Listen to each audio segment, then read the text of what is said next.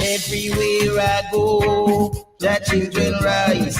Everywhere I go, the children rise. I saw them just rise up, the wicked run. I saw them just rise up, the wicked run. Equal rights and justice, and I defend. We won't run away, run away, run away, run away, run away. We won't run away, run away, run away, run away, run away. If you go in America, if you go in Canada, if you go in Africa, I saw them just rise up, the wicked run. I saw them just rise up, the wicked run. I saw them just rise up, the wicked run. We won't run away, run away, run away, run away, run away. We won't run away, run away, run away, run away, run away.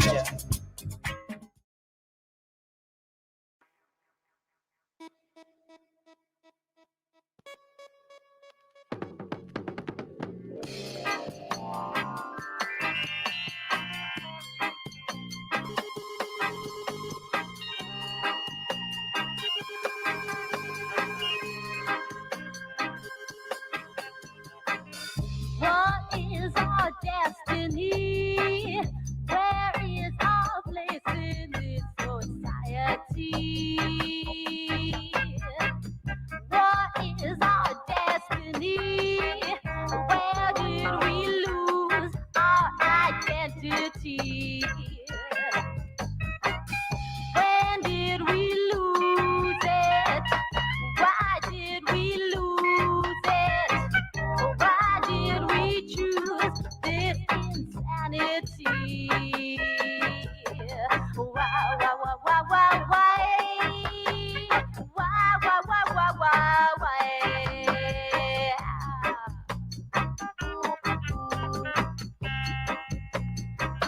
Man to man, judgment stands, one brother to another. A blind man knows to see himself before he looks to others. Well, yesterday, the sound of a whip cracked with the morning sun, yeah. Oh, why do we let our oppressors still keep us on the run? Keep us on the run, yeah. Hiding our history, writing our destiny. There's no security, yeah, in this liberty.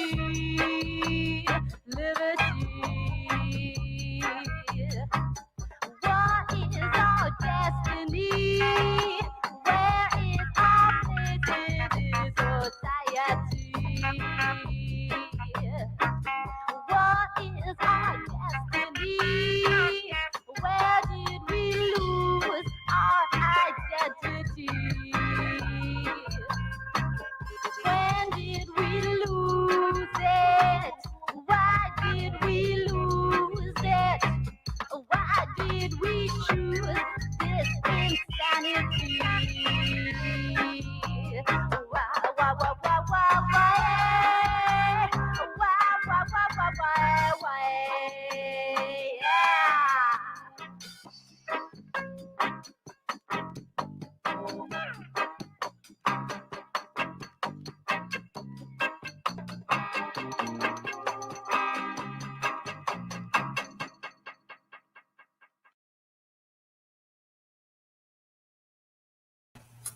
I want to say shalom and blessings to all of my brothers and sisters, my kinsmen, according to the flesh, who are Israelites, to whom pertain the adoption and the glory and the covenants and the giving of the law and the service of Elohim and the promises, whose are the fathers, and of whom, as concerning the flesh, Mashiach came, who is over all, Elohim blessed forever and ever. Hallelujah and amen. I want to say good evening to everybody. Hope everybody had a blessed day. Hope everybody was able to rest and catch some good fellowships today. These days we have to interact online, and so hope everybody was able to get what they needed today. I know I was able to catch a few good live streams and just kind of relax with my family a little bit. Let the little ones run around and terrorize the house. Y'all know how it is. But all praise to the Most High. Hope everybody's doing well. Glad to see everybody in the chat. Got my brother Darnell Blackshear. Shalom and blessings. Hope all is well. Hadasai Ben Yah. Shalom to you. Hope you're doing well. Mari Yah. Shalom to you. Hope you're doing well. Hope you had a blessed day. Sariyah Shebrew. Shalom and blessings, sis. Glad you could join in. That's just my message right there. Letting everybody know we were starting soon. I was over on Brother Shofar and Jacob's people. Shalom to him. Sister Katrina Brown, shalom and blessings. Hope you're doing well. Nisi Lewis, my love, shalom to you. My brother Jason Camphor, shalom and blessings. My brother Yash back in the place, shalom and blessings. I hope we ain't working y'all out too much, Sister Linda Ricks, shalom to you. Hope all is well. Trust Cafe, shalom and blessings. Good to see you again. I was just talking a minute ago and I was just saying, these days it seems like all we have is Israelite media, is what I like to call it. I don't really look at the TV no more unless it's something brief or something dealing with the news side of things, something that catches my attention. But don't really sit down and watch TV anymore unless, I'm watching something on YouTube or putting something together. And so it'll be a good idea if we could form a Israelite media network, you know what I mean? Just a thought. I don't know how much longer we have in this captivity, but, for those of us who are fellowshipping, why not make the most of it, right? So, like I said, hope everybody's doing well. We're going to be dealing with part 2 of the history of St. Paul, the Apostle Paul, the history of contendings and the martyrdom of St. Paul. And for those who didn't catch the first part earlier, feel free to go back. I see mostly everybody that was here, but just for playback purposes, feel free to go back and check that out. We're going to pick it up in chapter 7. We left off at chapter 6. And where we left off particularly was when the Apostle Paul went into a city that worshiped the idol. And he wasn't supposed to go into the city because they didn't allow strangers into that city. But he ended up meeting with a guy who was outside of the city at the time to inquire how he could enter into the city. And this guy just so happened to be one of the lost sheep. And so he entered into the city with the guy, and he ended up getting pointed out as a stranger. So he got delivered up. Not only that, the guy that brought him into the city got delivered up as well. And they were locked up. And as they were locked up, the guy who had him locked up, his mother died. And so his mother died and he had him locked up, and the Most High set him free, just like he set the apostles free when they were in prison. He set them free and they went to where the guy was. His name was Timotheus. And the guy he met outside the city, his name was Questus or something like that. But Timotheus's mother died, and that was an opportunity for the Most High to work through the Apostle Paul to resurrect her back from the dead, because before Mashiach died, he told the apostles that many greater works they were going to do even than he did while they were on the earth. And so that was an example of that, one of the many examples we're going to read. But anyway, he ended up raising her from the dead, converting the city over, and come to find out, Coestus and Timotheus were the two lost sheep. If you read with us earlier, notice that he only pointed those two out as the lost sheep, but he converted the whole city. And so that's an example of the gospel. The Most High sends his word to his chosen, and whosoever hears it and believes it can be saved. And that was an example of that.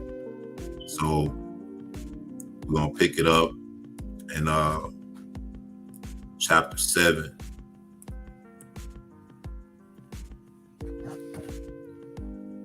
I'm going to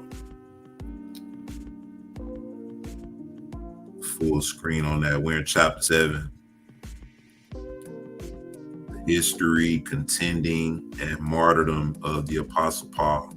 And remember, he also, after he converted the city, it said that he gave them the commandments of the Most High and the prophets and the gospel, right? So just an example to prove that the Apostle Paul did not turn people away from the commandments or from the law of the Most High. And we saw that the contention also was because of the circumcision, which is one of the other points we make. But he converted the city over, he gave them the commandments, and then the Mashiach made a covenant with him. And that's where we ended, all right, with the covenant that he made with him, basically saying that whoever believes on him and honors the works that the Apostle Paul did and commemorate his works and honor him through service, like clothing the naked, feeding the hungry, things of that sort, that the Most High will forgive you and wipe away your debts. All right, so that's where we ended. We're in chapter 7. It says the Jews in Acho seek to kill Paul, which was also a consistent theme that we kept seeing in our reading. It was the Jews, the chosen people, who were contending against the Apostle Paul.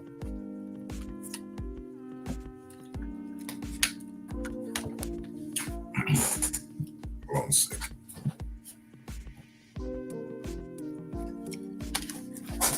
All right, so it was the Jews who were against believing in the Most High through Mashiach. All right, they were against salvation through Mashiach. They were against him being the son of the Father. You know, so they were in contention against the Apostle Paul, just like he was in contention with the apostles in his early days. And Mashiach converted him. Chapter 7, verse 1, it says, Then Paulos, with gladness and rejoicing, journeyed on his way, and arrived in the city at the 10th hour of the day. And the Yehudim who were there knew him. And he went and tarried in the house of a certain man whose name was Secundus, who was one of the disciples. Then the Yehudim went to tell Felix, the governor, but they found him not. He was not there, because he had departed unto another country by reason of some matter which appertained to his office. All right, so while he was in the city, he arrived in the city. The Jews saw him and knew him, and they went to the governor to try to arrest him because they wanted to kill him. but he ended up leaving anyway because he had some business. Verse 4, and when they found not Felix, they told Pilate and Hermogenes, the princes of the city, concerning St. Paulos. Now all the people of the city had heard of the fame of him, and how he was following Yehoshua HaMashiach, and how he had forsaken the religion of the Yehudim and did preach the gospel of the kingdom of heaven. All right. Why is it saying that he had forsaken the religion of the Yehudim? It's because the Jews during that time were pretty much adding to the laws of the Most High and perverting the laws of the Most High. So he had forsook that, even though it says that he lived in righteousness and he kept the law of Moses. We know that the priests were perverting the law and everything during that time. But it said that he had forsook the religion of the Yehudim and did preach the gospel of the kingdom of heaven, because he had converted over to the belief of the Mashiach. And because of this thing, all the Yehudim who were in Arabia and those who dwelt in the land of Yehuda were exceedingly angry with him, and they wished to slay him. Verse 7. Now when it was eventide, the elders of the city sent messengers to close the gates and to chain and bolt them. And they also set guards to watch them, so that no man might be able to escape the street. So they didn't even want them to go. They trying to trap them in the city so they could catch them. And when Secundos heard this, he went and told St. Paulos, saying, the elders of the city wish to slay thee. Take heed and know what to do.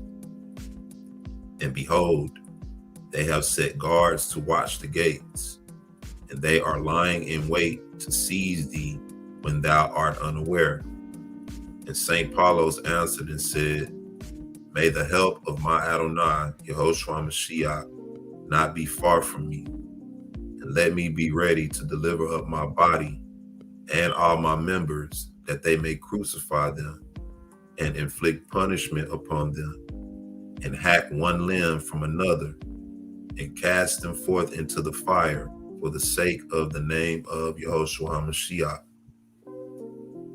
So like the Bible said, he loved not his own life to death for the gospel's sake. Now it was midnight, and our Adonai Yehoshua HaMashiach appeared before St. Paulos and said unto him, be strong, O my beloved one, and be of good courage, O my chosen one. For I will be with thee in all thy tribulation, until thou dost overcome all those who stand up against thee. And when the morning was come, the elders sent messengers to seek St. Paulos. And behold, a certain man came and said unto the elders, I have seen the man in the house of Secundos. He belongeth unto the men of Iconium, who dwell in the streets, which is called Straight.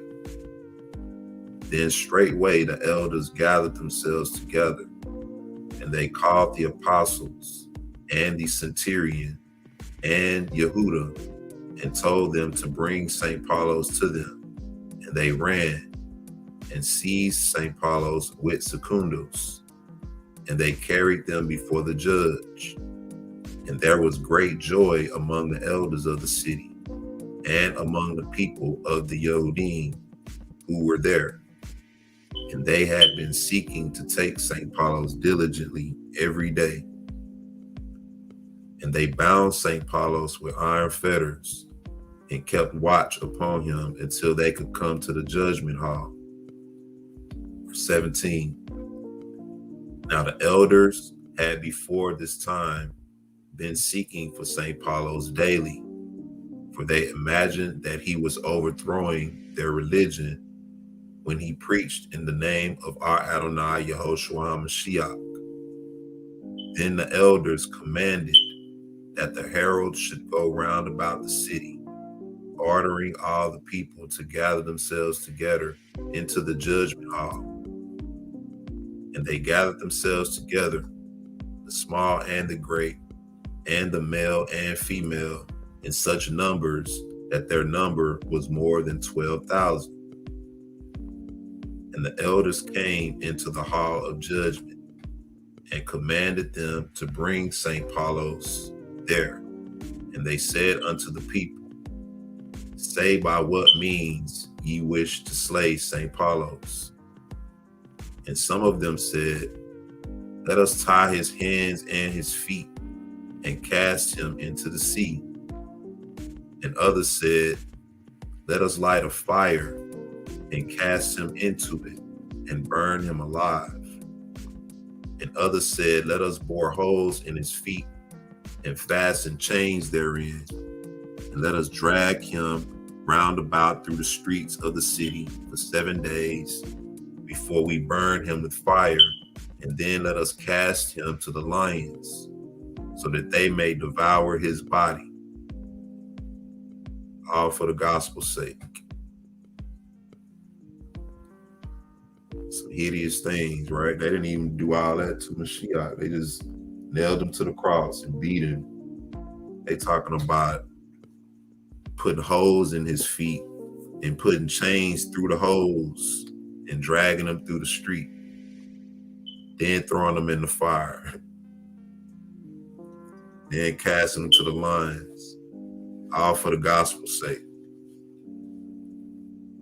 So the elders commanded them to bore holes in his feet, and they put chains therein, and they brought 2 oxen, and having fastened St. Paulos between them, they suspended him by his feet and dragged him about through the streets of the city over the sharp stones until his blood flowed like water. And when Secundus saw St. Paulos tortured by such a cruel punishment, he answered and said unto the people, how can ye do thus to the apostle of Mashiach? Cease ye to do this wicked thing.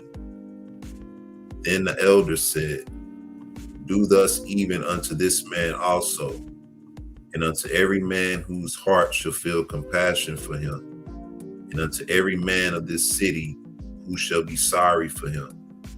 So anybody who feel compassion for what Paul going through, do the same thing to them, basically, is what they saying.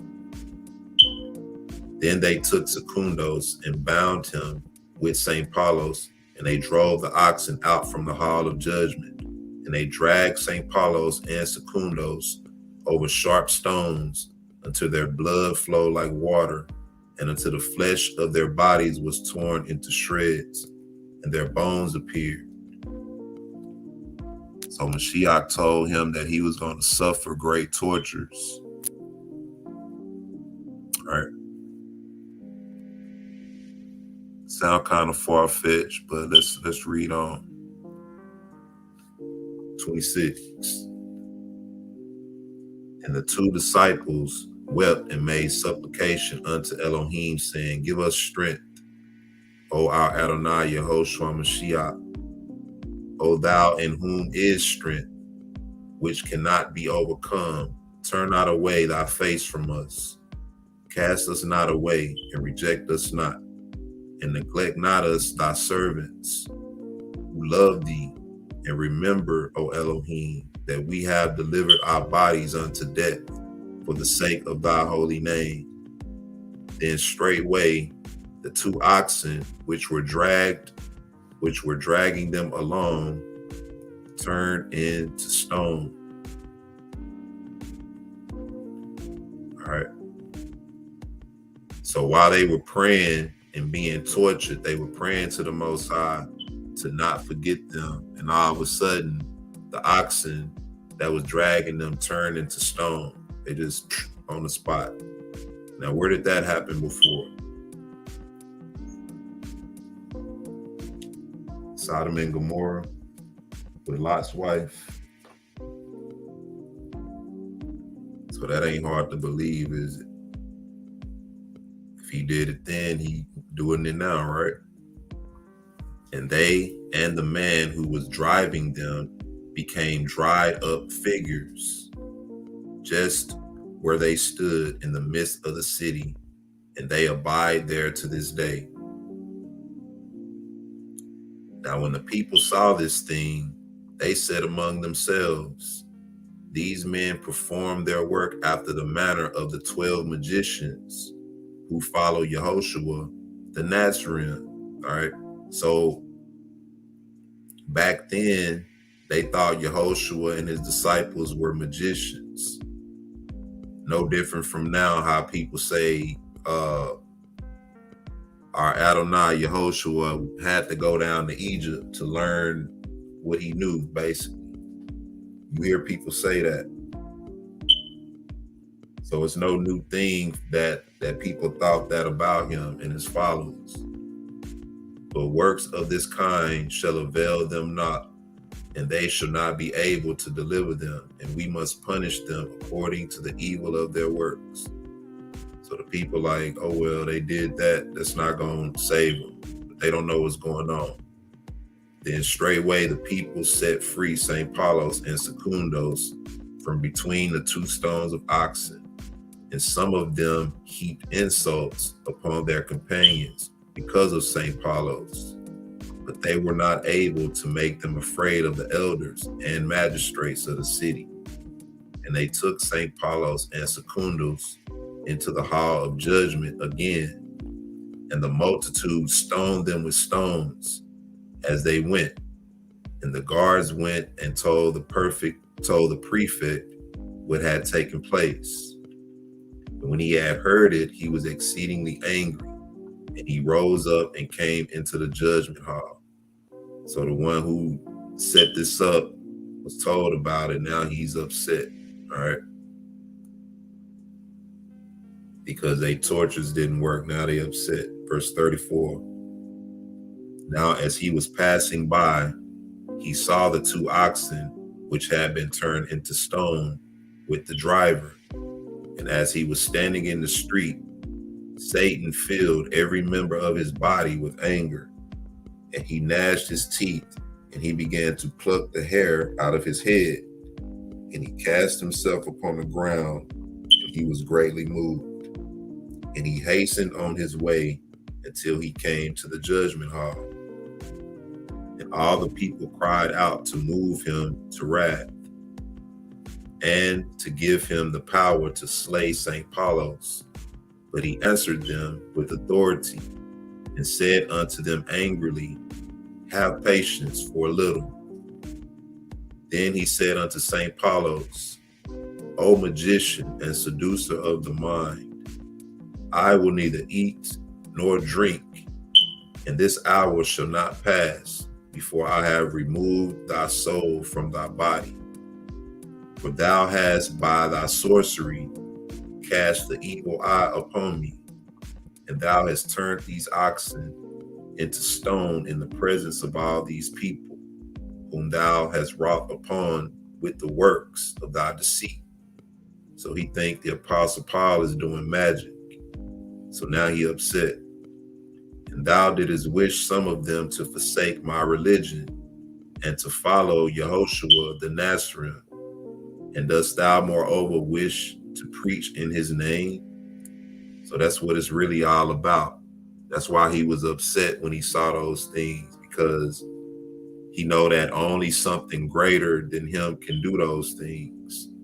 Even though they calling him a magician, you know, the Apostle Paul is supposed to be dead right now, according to them. Verse 40. But after I have given the command and have made an end of killing thee, I will find means of bringing thy sorcery to naught, and of making the oxen to again become living bodies and perfect animals of the same form and appearance as they possessed in former times. So after I kill you, I'm going to undo your magic, and I'm going to make these oxen back live again. Then the governor commanded them to bring 2 bulls of brass, and to place the 2 disciples in them. And they brought bitumen and pitch and sulfur and fat, and having mixed them together, they smeared therewith the 2 brazen bulls, both inside and out, and they put them into a furnace and burned fire on them for 3 days and 3 nights. And all the Yehudim who were living there rejoiced thereat. So the Jews even rejoicing over this torture that they're about to put the Apostle Paul through, and the other guy that he was with, Secundus. Verse 43. And behold, our Adonai Yehoshua Mashiach the Nazarene came down from heaven, and he entered into the furnace of fire, being followed by Michael and Gabriel. Kind of sound familiar, right? When the 2 angels showed up with the Lord, when it said the Lord appeared with the 2 angels to our forefather Abraham, you know. And then when Shadrach, Meshach, and Abednego was thrown in the fire, and they saw another man standing there with the likeness of the son of Elohim. Then Paul was thrown in the fire. We read in earlier in the reading. So now here he is showing up again. It says he entered into the furnace of fire, being followed by Michael, the great prince, who standeth for the people, and Gabriel, the messenger. And he made it to remove itself from its place and to be in the middle of the hall of judgment.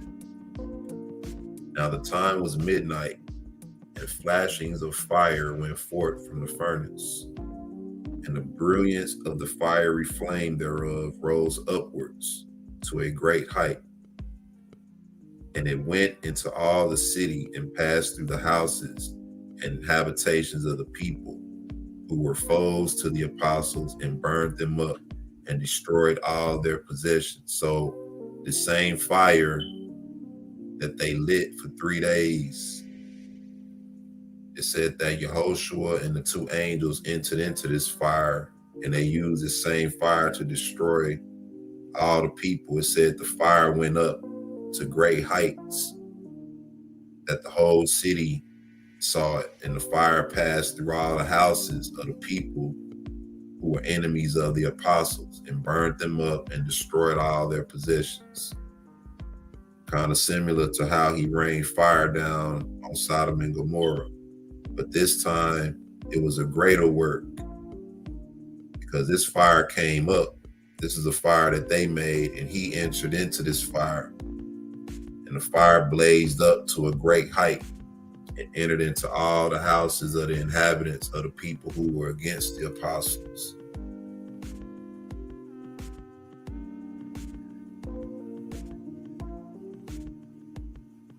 And the officers, verse 46, and the officers and the elders of the city rose up together with the men who remained from the burning, and they besought Elohim, saying, O Adonai, Elohim of heaven, let not the blood of these men come upon us, since they came into the city by thy command to preach thy holy name. Tell us, Adonai, what commandest us to do?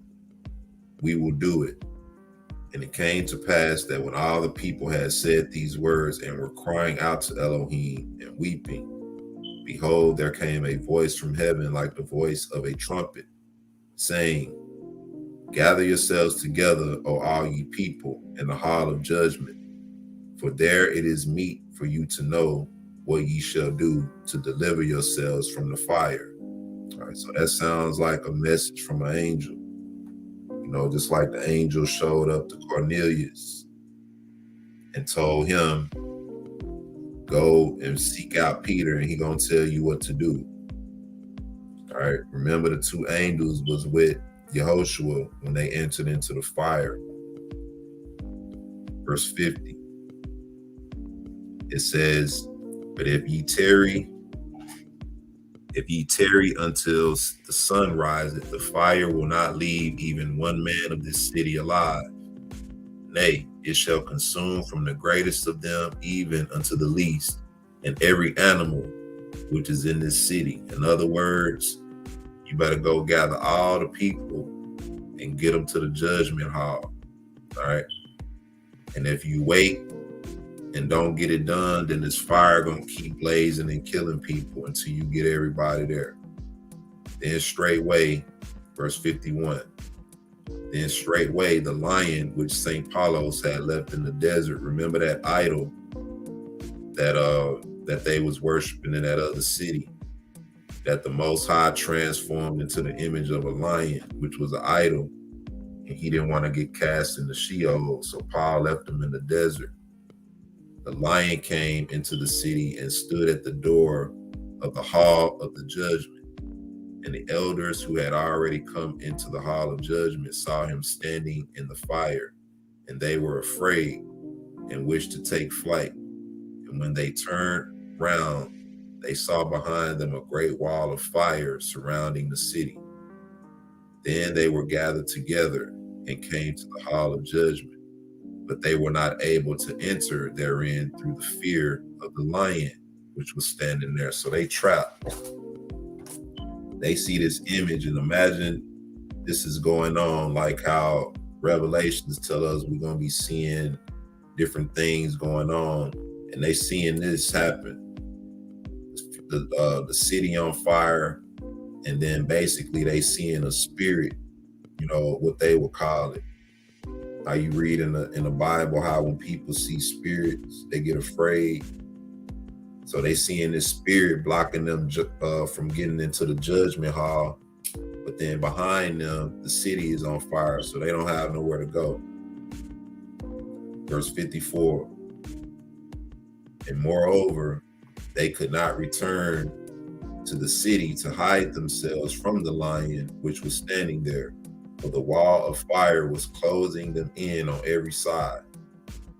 And looking up into heaven, they cried out with a loud voice, saying, O Elohim, have mercy upon us and deliver us from the mouth of this destroying lion, and save us from his claws. Now, whilst all the people were thus crying out in sorrow and in tears, the lion cried out with his voice to them and said, Let him that is among you who would save himself say, I believe in thee, O my Adonai Yehoshua HaMashiach, in whose name St. Paulos preached. And it came to pass that when the people saw the lion speaking like a man, they marveled and cast themselves down in homage upon their faces at the door of the hall of judgment.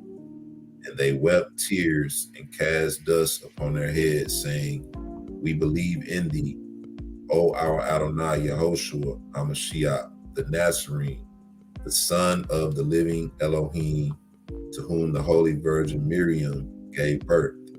And when the people had made the profession of faith in this wise, the lion came to the hall of judgment, and walked round about before them. And the hall of judgment was filled with men from the door to every end thereof. And the lion stood at the door of the hall of judgment, where the fiery furnace was, and cried out with a loud voice, saying, Rise up now, St. Paulos and Secundus, ye servants of the Most High Elohim, Yehoshua Mashiach, that the governors of the city and the people may know that ye are the servants of our Adonai, Yehoshua Mashiach. Let me, hold on a second. I'm at verse 61.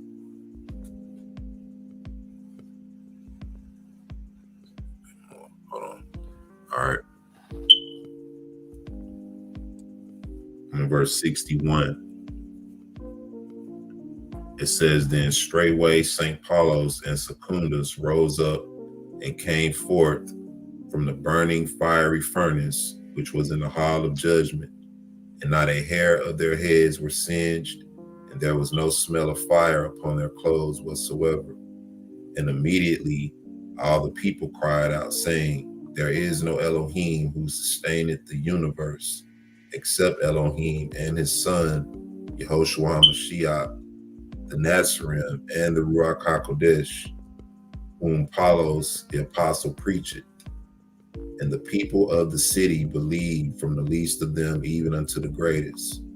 And they went out from the city in a body, and took knives in their hands, and cut down branches of palms and branches of olive trees, and adorned the whole city. Then they went to St. Paulos, and he took them to the river, and immersed them in the name of the Father, and of the Son, and of the Ruach HaKodesh. And he built an assembly for them, and he delivered unto them the books of the assembly, and he set secundos over them, and taught them all the divine ordinances, and offered up the pure offering, and guided them into the light and into the holy commandment, that is to say, the gospel of Yehoshua Mashiach, to whom with his good Father and the Ruach HaKodesh be praised forever and ever. Amen. All right, so that's him going into another city and preaching the gospel and converting the people. All right. And remember, most of his contention was with the Jews, or some of the chosen people. You had some who believed and some who didn't. And so everywhere he went, you had these Yehudim, these Jews, and then you had these other people. All right, you had some of the Jews who believed and some who didn't. And the ones who didn't were the ones who were trying to deliver him up and have him killed.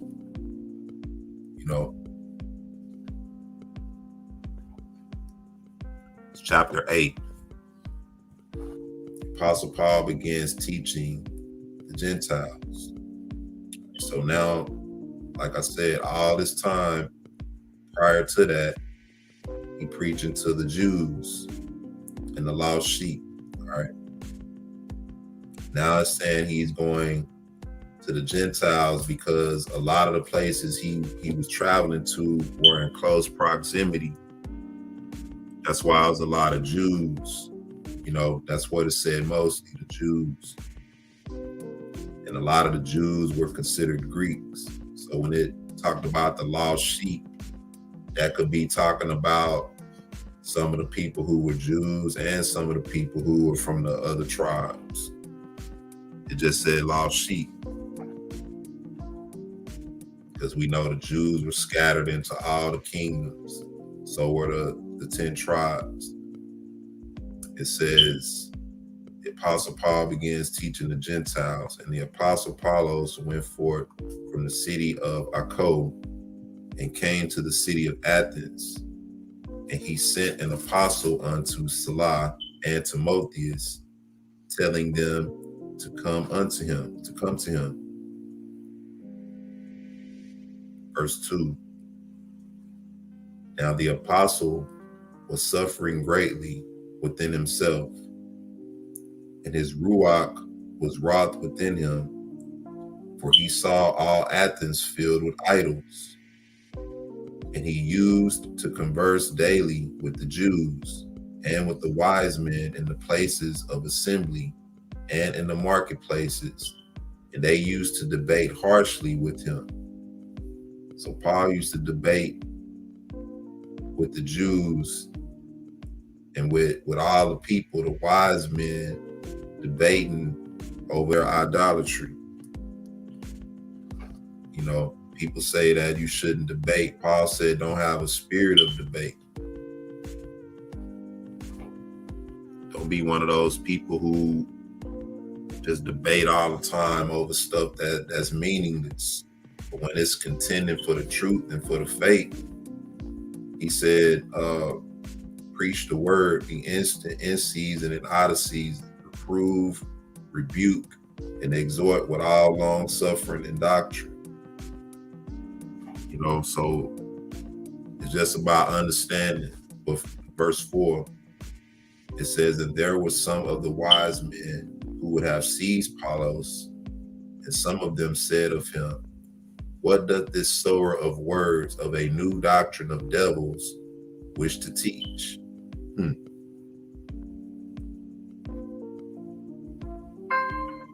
Sower of words of a new doctrine of devils, but he preaching the gospel. So how many of y'all have been told you preaching a doctrine of the devil because you preaching Mashiach by one of your own people? Verse 5, for he said that by the name of Yehoshua, the dead shall live. Then they took him to the house of their Elohim and said unto him, tell us, we beseech thee now, and let us have knowledge of this new doctrine which thou speakest and teachest. We want to know of a certainty what this matter is, for thou preachest unto us a new Elohim, whom we knew not. All right, so now he talking to the Jews.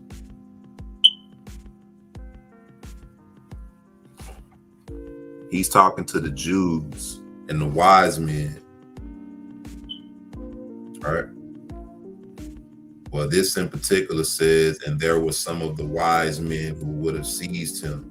So this could be in particular talking about the wise men who knows what they were ethnic wise. But he's saying that for thou preachest unto us a new Elohim whom we knew not. All right. For all the people of this city of Athens and all those who sojourn here are sad, and they have nothing else to do except to produce some new thing, and they seek what they may say and declare. All right, so it's kind of like Christianity.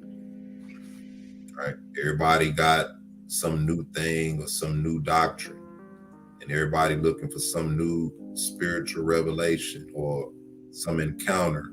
And this is how these people lived. Then St. Paulos preached unto them Yehoshua Mashiach and his resurrection. And they took him and came with him to the house of the judge. And St. Paulos rose up and stood among them and said unto them, I see that ye are given up inordinately to the worship of idols. And behold, as I was going round about the city, I saw in the houses of your objects of service an altar whereon was engraved the hidden Elohim. Verse 11. Is this the Elohim whom ye worship, knowing him not? Now he it is whom I preach unto you. And he is the Elohim that made the world and all things therein.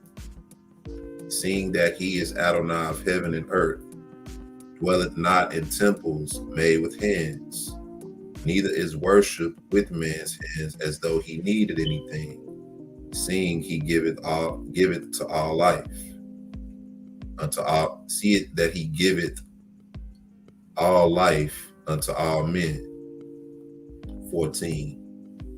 And from one man Adam he hath created all the people of the world, that they may dwell upon the face of the earth. And by his commandment he set aside and made a beautiful habitation for men, so that they might seek Elohim and make inquiry for him. For he is not of any one of us. For he is not of any one of us. And as for him, in him we move, and on him we depend. And having said these words, St. Paulos the apostle went forth from their midst. And after he had spoken unto them, he said nothing more. And many men among them joined themselves unto him and believed. Verse 17.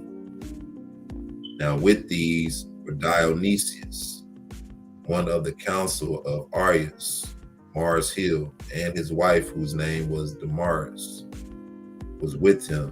Then St. Paulos went out from Athens, and he came and entered into Corinth, where he found a certain Yehudi whose name was Aquila, and whose city was Pontus.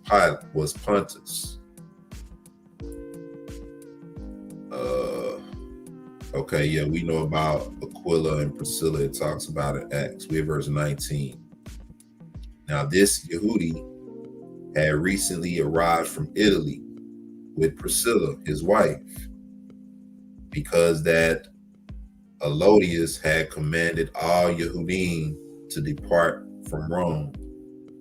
Acts 18:2, verse 20. And they came to St. Paulos, for each of the two men was of the same trade, and they dwelt together and worked together at making the coverings of the tents.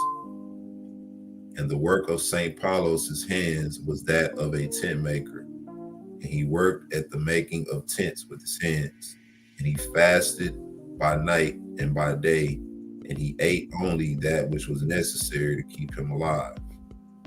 And the apostle Paulos departed from Athens and came to Corinth. He was speaking in the place of assembly every Shabbat day. All right. So every Shabbat day, he went and spoke in Corinth. All right. He departed from Athens and came to Corinth, and he was speaking in a place of assembly or synagogue every Shabbat day while he was in Corinth. Then Silla and Timotheus came from Macedonia, and they found St. Paulos the apostle in sore straits by reason of the opposition and blasphemies of the Jews, the Yehudim. And he cast away his apparel and said unto him, Henceforth I am innocent, and your blood be upon your own heads from this hour. I will go unto the Gentiles. This is what the apostle Paul was saying. After dealing so much with the Jews, all right? And remember, the Gentiles means nations, all right? Most High said he was going to send them to the nations afar off. And you see, we had our people everywhere.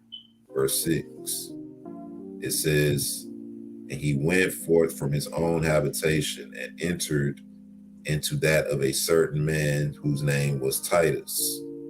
Now this man had become a disciple, and his house was nigh unto the assembly. And he believed on our Adonai, and he and the people of his house were Messianic. So in other words, they believed in Mashiach, as were also many of the Corinthians.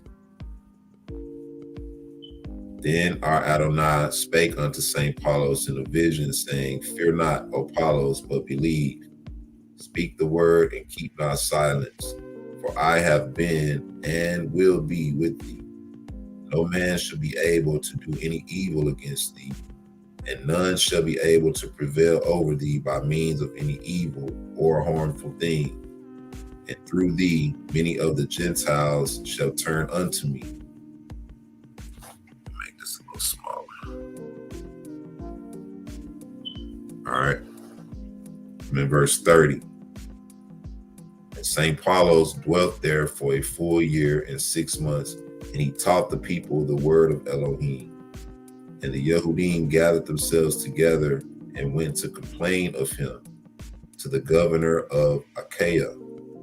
But he would not hearken unto their words, and he drove them away. Now when he had made an agreement with the brethren, St. Paulos departed in the ship unto Aram, and with him were Priscilla and Priscilla and Apollos, and they arrived in Ephesus, where St. Paulos left them and departed by sea to Caesarea. Let me get this right. All right, I'm in verse 33.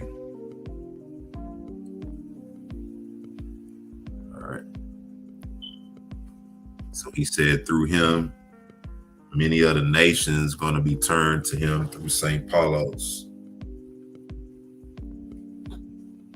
33.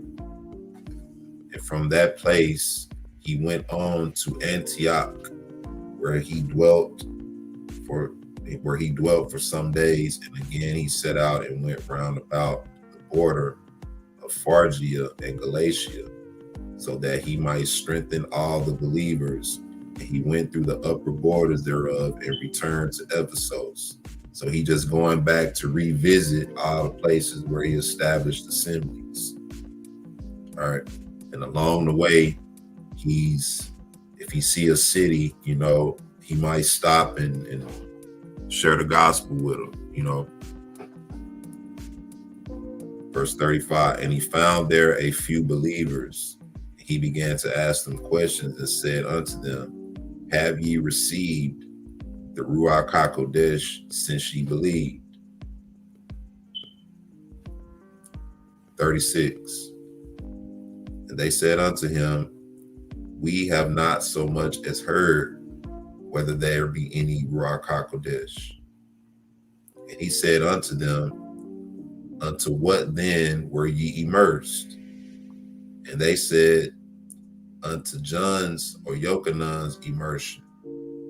Then said Apollos, Yochanan verily immersed with the immersion of repentance, saying unto the people that they should believe on him which should come after him, that is, on Yahushua HaMashiach. When they heard this, they were immersed in the name of Adonai Yahushua. When Apollos had laid his hands upon them, the Ruach HaKodesh came on them, and they spoke with tongues and prophesied. And all the men were about 12. Okay, so they believed on the Most High, but they didn't know anything about the Holy Spirit, because they were baptized unto John's baptism. And so the Apostle Paul just came and baptized them unto Yahushua HaMashiach, letting you know that these weren't just regular believers, right? These believers were of the chosen people, that they were baptized unto John's baptism. Verse 42. And the Apostle Apollos entered into the assembly, and he sat down there talking and teaching openly for 3 months. And he debated with them, and he led men into the faith and made them to believe through the work of the kingdom of Elohim, although there were some who denied his doctrine and who persisted in condemning it. Right? Kind of sounds like that Berean channel we used to visit. That's why we used to go over there, to debate and contend and to tell the truth. Hopefully lead some people out. That's what that was all about. We went to that channel with our sleeves rolled up. And so this is what he did. He contended for the faith. Right? And you had some people who was trying to deny his doctrine, and they persisted in condemning it. But what could they do? Denying it is not proving it wrong. Right? 44, and again, St. Paulos went down into the school of a certain man whose name was Tyrannus. And he dwelt with him for a space of 2 years, until all the Jews and Gentiles who lived in Asia had heard of the word of Elohim. So he's in Asia now. Asia Minor, what we know on the map is Asia Minor. So he's all over the place in different regions throughout that area. That's why it seemed like he's in one place 1 minute, then next minute he's in another place, just like that. It took some time to travel and navigate, but, these places were somewhat in close proximity. And this is why you had a lot of Jews in all these different regions. Asia had heard the word of Elohim, verse 45, and Elohim wrought great and mighty deeds by the hand of the holy Apostle Paulos, and many wonders took place through him. Many wonders took place through him.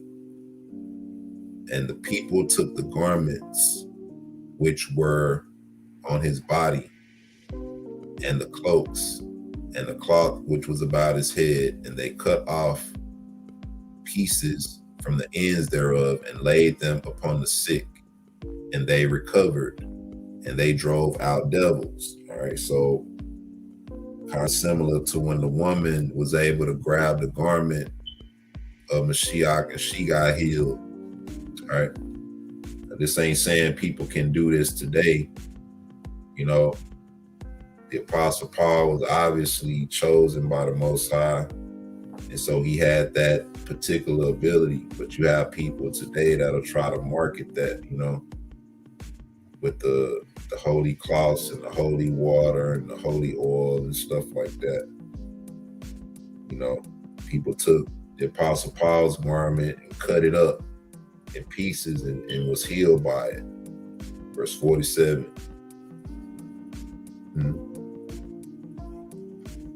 And the name of our Adonai Yehoshua Mashiach was magnified. And after these things, St. Paulos dwelt in Asia for a long time. So he did this for the glory of our Adonai Yehoshua, and not for his own. All right. So he dwelt in Asia for a long time. Chapter 9. Paul heals the sick in the temple of Artemis. And it came to pass in those days that great tribulation came upon those who kept the Torah of Elohim. All right. Now there was a certain silversmith whose name was Demetrios, and he made images of Artemis, Diana, and silver. And the people of the city had built a temple wherein they had set up an image of Artemis. And thither they brought all the sick folk who were in the city, and they laid them in the temple, where they were healed by Artemis. Now when St. Paulos had come into the temple with a certain man whose name was Trophimus, he saw many people lying there, and he said unto Trophimus, what is the matter with these folk who are lying inside the temple? And Trophimus said unto him, these are the sick folk whom, having fallen sick in the city, the people bring hither, that they may be healed of their sicknesses by Artemis. And they went forth from the temple together. All right, so now the Apostle Paul, he's it says that he arrived in the city where they worship Artemis. They built the temple. Artemis is pretty much Diana. You know, this is an idol that they worship. And so they built a temple to this idol. And within this temple, they brought all the sick people and just laid them in the temple. And it says that they laid them there where they would be healed, where they were healed by Artemis, right? Obviously, they weren't healed, but, you know, that's where they took them for them to be healed. And so the Apostle Paul is inquiring about this, all right? He's saying, what is this place? You know, he's letting them know that this is the temple. When people get sick, they come and bring them here. They just lay them down here. So you just got a bunch of sick people just laying around in this temple that's built to this idol of Artemis or Diana. All right. So let's take a break real quick. We're at chapter 9. When we come back, we're going to continue with chapter 9, verse 7. All right. Shalom and blessings, everybody. I want to thank you for your time. Hope this is edifying. I'll be right back. Shalom.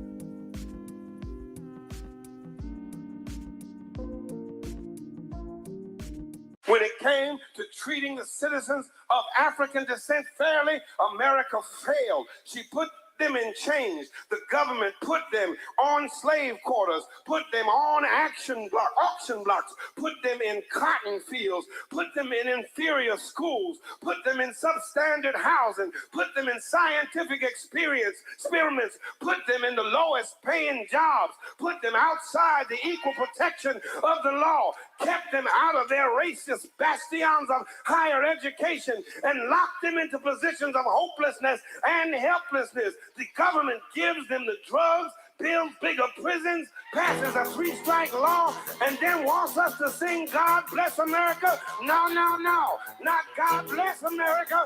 God damn America. That's in the Bible for killing innocent people. God damn America for treating a citizen as less than human. God damn America as long as she tries to act like she is God and she is supreme. What's peace without justice? They murdered our families and still walking amongst us. They brainwashed our children so they wouldn't trust us. You see how we did it, man, they want to crush us. The glamorous stardust, that don't impress me. So show me a world where the cops won't arrest me for telling the truth from out here where the test be. Be fighting the holy war, the Most High blessed me and gave me the strength to tell you before they murdered me. You say cash rules everything, they control currency. They sign away your rights, they do it like perjury. They put you in poverty, this is like burglary. We coming to a crossroad, we need more supporters. The beginning of the end of that new world order.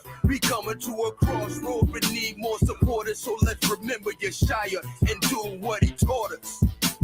They black water, we soldiers for the cause. Fighting, dictating, blood suckers of the poor. Eliminate stolen cross, won't take them all. Our people too strong, but we would never fall. They black water, we soldiers for the cause. Fighting, dictating, blood suckers of the poor. Eliminate stolen cross, bone, this is war. The Most High's with us, man, we would never fall. In this cold world, my Bible close to hand, I had a dream that I was in my homeland. I want to live righteous, a worthy man. How can you take a life, someone close to him? I feed you the truth, but you say it's planned. Devil let loose with a heartless plan. Opportunity come knocking and the door is slammed. Shoot about to rise out the lion's den. Bills overdue, chest owing debts. First one at work, still no respect. Esau be the end, Jacob got next. I send my prayers out to the outermost. You got hope, you don't have to mope. You led astray what your past just quote. My soul more precious than the bag of gold. Searching for correction, reapprove. Modern day slavery, jail institute. They black water, we soldiers for the cause. Fighting, dictating, blood suckers of the poor. Eliminate stolen cross, won't take them all. Our people too strong, but we would never fall. They black water, we soldiers for the cause. Fighting, dictating, blood suckers of the poor. Eliminate stolen cross, bone, this is war. The Most High's with us, man, we would never fall. Descending down on the ghetto with a helicopter. New speaking bywords on the teleprompter. Kill them all, Jacob's trouble, yeah, it's coming out. They setting up every day while you love your block. Feeding for a substance to take your pain away. A cycle you must repeat each and every day. And them is they drugs, we don't own none of that. The CIA bring it, we ain't grown none of that. If it don't work fast enough, then they done with that. Cooking up something stronger, then they coming back. We too strong, fist up, symbolizing strength. And it's in the spirit this time. No more wickedness, they can't do nothing to us even if we die. They horror stories about us, Jacob in disguise. They can't do nothing to us even if we die. They horror stories about us, Jacob in disguise. They black water, we soldiers for the cause. Fighting, dictating, blood suckers of the poor. Eliminate stolen cross, won't take them all. Our people too strong, but we would never fall. They black water, we soldiers for the cause. Fighting, dictating, blood suckers of the poor. Eliminate stolen cross, bone, this is war. The Most High's with us, man, we would never fall.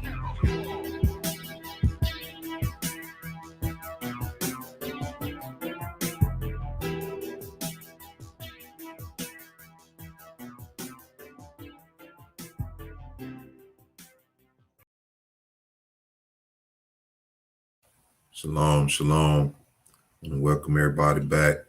We're dealing with the history, the contending, and the martyrdom of the Apostle Paul, part 2. Just getting into the history of the Acts of the Apostles.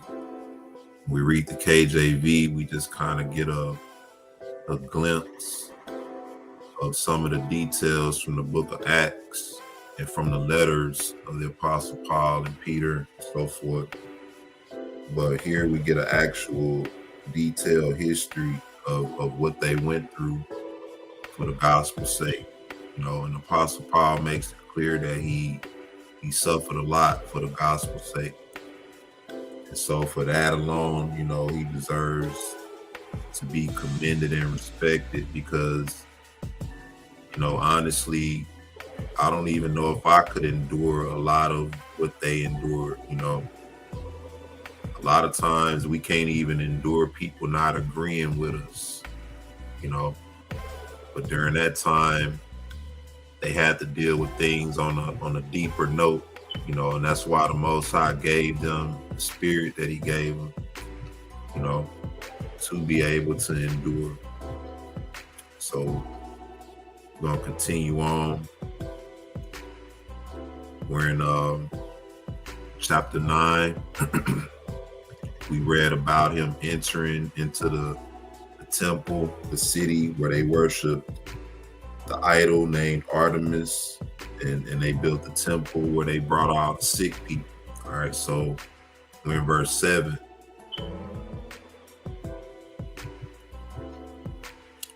It says, Then St. Paulos went to the keepers of the gates and said unto them, I wish to live with you for 3 days until I find certain men in search of whom I have come hither. And when I find them, I will take them with me to Jerusalem, to the chief priests, that they may shut them up in prison. Then the keepers of the gate said unto him, Trouble not thyself, for we will shut up in prison everyone we find, and we will send them to the chief priests, that they may cast them into prison. And straightway St. Paulos rose up and came into the city. And the keepers said among themselves, Verily, this man is from the temple or synagogue of Derson. Let us now receive him and treat him well before he goeth into his city, so that when we ourselves go to Jerusalem, he may treat us well in return for what we have done for him. Then St. Paulos dwelt 7 days in the city before he found a means whereby he could preach openly in the name of our Adonai Yehoshua HaMashiach. Now the people of that city were without any faith whatsoever, and St. Paulos made himself like unto them, and he feigned to be of their opinion, that he might be thought to be at one with them in their council. Now he abode in the house of Trophimus, and the guards of the city and the keepers of the gates did for him many acts of kindness. All right, so while he was there, he was searching for a place where he could preach openly, but he said the people had no faith whatsoever. All right, none. And so he faked like he was one of those people. He pretty much pretended to be of their opinion, all right, that he might thought to be at one with them in their council. Now he abode in the house of Trophimus, and the guards of the city and the keepers of the gates did for him many acts of kindness. So he was pretty much just faking. All right. When it said he feigned to be of their opinion, that's pretty much what that means. He feigns to be like them. Now it says Paul feigns or pretends to be sick. All right.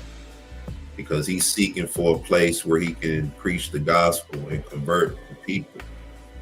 And so nobody in the city has any faith. And now he's seeking or thinking, well, maybe I can pretend to be sick now, and let's see what happens by him pretending to be sick and what his motive is behind this. I'm in verse 15. And it came to pass that when the 7 days were ended, St. Paulos was sitting in the city of Ephesus and meditating within himself, saying, what shall I do to find a way whereby I may preach in this great city in the name of our Adonai Yehoshua HaMashiach?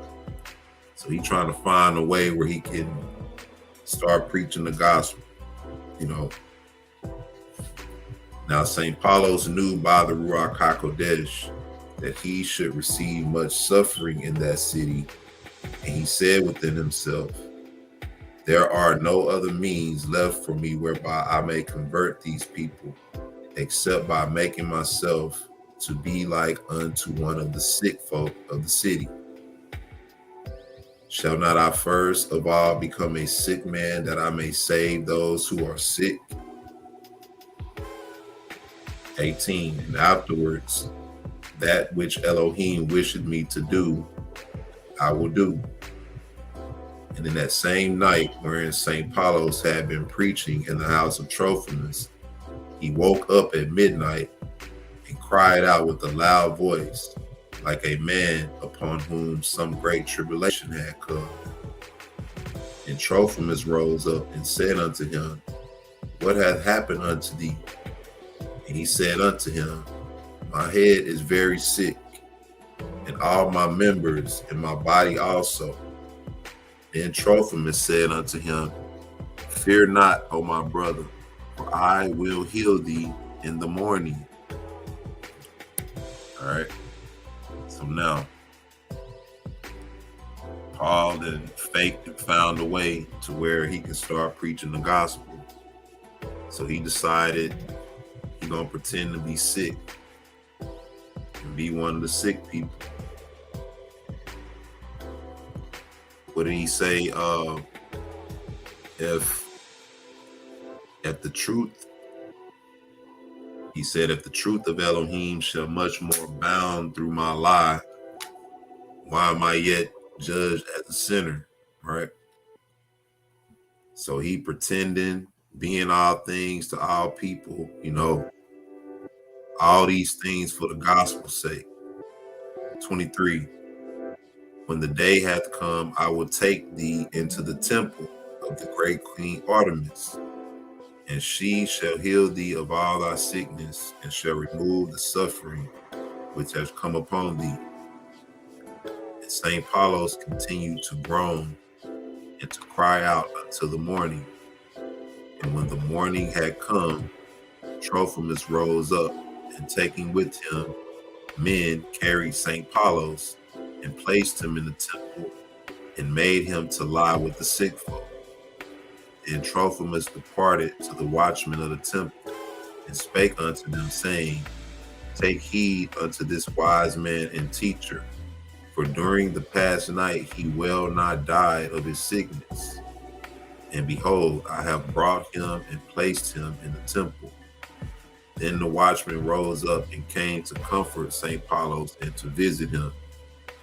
And Trophimus continued to minister unto him, and he made his servants to take out unto him some of his own possessions for his service, besides those which the nobles of the city expended upon him.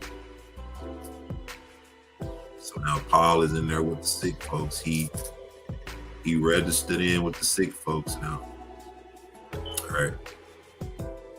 Paul preaches to the sick.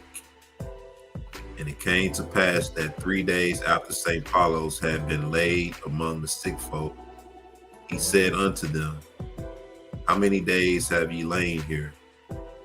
And one of them said unto him, I have been lying here for 3 years and 7 months. And another said unto him, it is 3 years since I was laid out here. And I have not had 1 day's relief during the whole time Nay, my disease hath increased, and my weakness is greater. Then St. Paulo said unto them, As for me, it is 3 days since I lay down here, and I have found no relief whatsoever. Can it be that this Elohim whom we worship is one who knoweth not him that payeth him honor?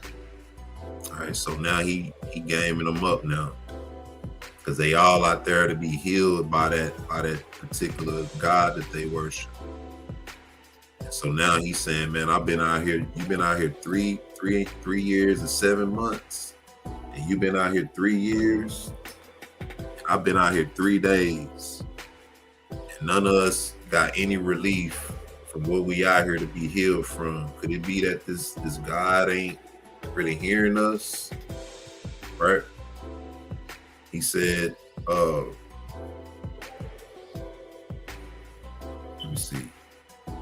It said, can it be that this Elohim whom we worship, 33, can it be that this Elohim whom we worship is one who knoweth not him that payeth him honor?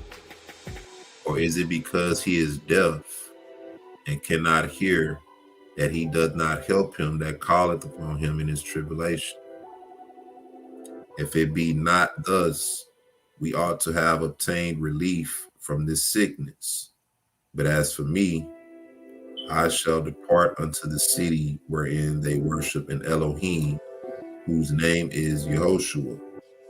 And if ye were to call upon him, he would hearken unto you immediately, and would heal you of all your diseases, and would deliver you out of all the tribulation and affliction which have come upon you.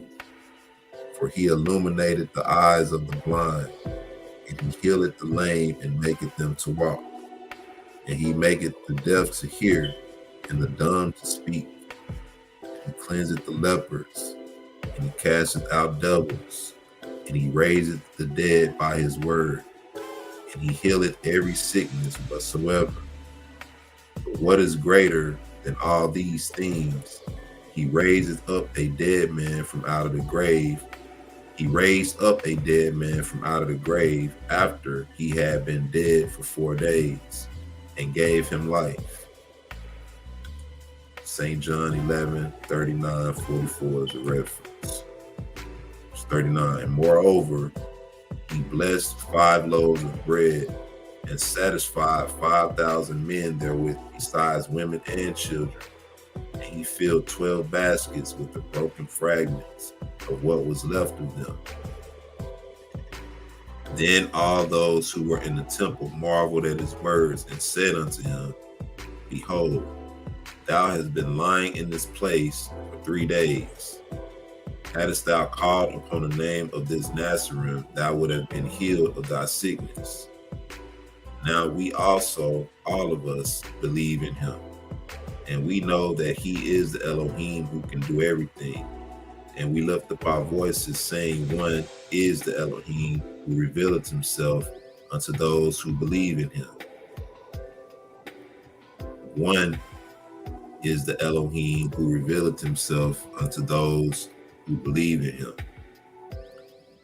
42. And St. Paulos answered and said, I beseech thee, O Elohim, my Adonai, Yehoshua HaMashiach, and I believe in thee, and that thou art the Son of Elohim, Son of the living Elohim, who was born of the Holy Virgin Miriam. And when he had said these words, straightway he cast aside the garment wherewith he was clothed, and he rose up from his couch quickly, and cried out with a loud voice, saying, Behold, I am healed, and my pain hath departed. And he began to walk about in the country yard of the temple, and in all the ways thereof, and he preached to all those who were sick of divers kinds of diseases, saying, I cried upon the name of Yehoshua, the Nazarene, and I have been healed of all my disease. And everyone who calleth upon the name of this Nazarene shall, like myself, be healed of all his disease. He shall rise up sound and whole and without wound or pain, even as he hath raised me up. Then straightway all those who were in the temple marveled, and they lifted up their voices, saying, We believe in Yehoshua the Nazarene, the son of the living Elohim, who was born of the pure virgin Miriam. So he went among the sick folks and pretended to be sick, all right, just so he could say he was healed in the name of Yehoshua Mashiach, so that the people could believe. These was a bunch of sick folks who was there for years. So if you look at church today, it's kind of the opposite, right? You have people coming in pretending to be healed of certain stuff so people can pay money. He was a bunch of sick folks. He pretended to be sick just so he could stand up in his fullness and the people could believe. He stayed out there for a few days, let the people see him sick and everything. So he did that for the gospel's sake. Then it says, Michael, the archangel, heals the sick. Verse 46. And while all the sick folk were saying these words, Elohim sent Michael, the archangel from heaven, and he came into the temple and healed all the sick. And the great idol which was in the temple fell down upon his face. Then all the sick folk who were laying in the temple rose up, and they lifted up their voices and glorified Elohim, saying, There is no Elohim save thee, O Father, sustainer of all things, and thine only Son, our Adonai, Yehoshua Mashiach, and the Ruach HaKodesh, thrice holy. And after this, St. Paulo said unto all those who had been made whole, Rise up, let us go forth into the streets of the city, and let us preach in the name of our Adonai Yehoshua Mashiach, this Elohim who hath healed us from all sickness and disease. So St. Paulo went forth from the temple with all the sick who had obtained the grace of healing, following after him. And they cried out in the streets, saying, There is no Elohim except Elohim the Father, and his only Son, Yehoshua Mashiach, and his Ruach HaKodesh. And he blessed his apostle, by whose hand we have found the gift of salvation and healing, and have recovered from our pain and sickness. Now when Demetrius, the smith of the idol Artemis, which was made of silver in ancient days, saw that it had fallen on his face, he made haste and went to the elders of the city and told them, saying, Come and see this man who is called Shaul, who is of the men of Tarshish and Cilicia, who liveth in the house of Trophimus. Behold, it is only 3 days since he dwelt in the temple, but this night he rose up and made Artemis, who is great among the Elohim, to fall down upon her face. And behold, he is going round about in the city and preaching in the name of this Nazarene, who is called Yehoshua, concerning whom he said, He is the Son of Elohim. All right, so the man who making the idols is touched right now. He's in his feelings because the idol that he made in the temple is fell down on his face where it belongs, right? If it was an Elohim, why couldn't it lift itself up? Verse 54.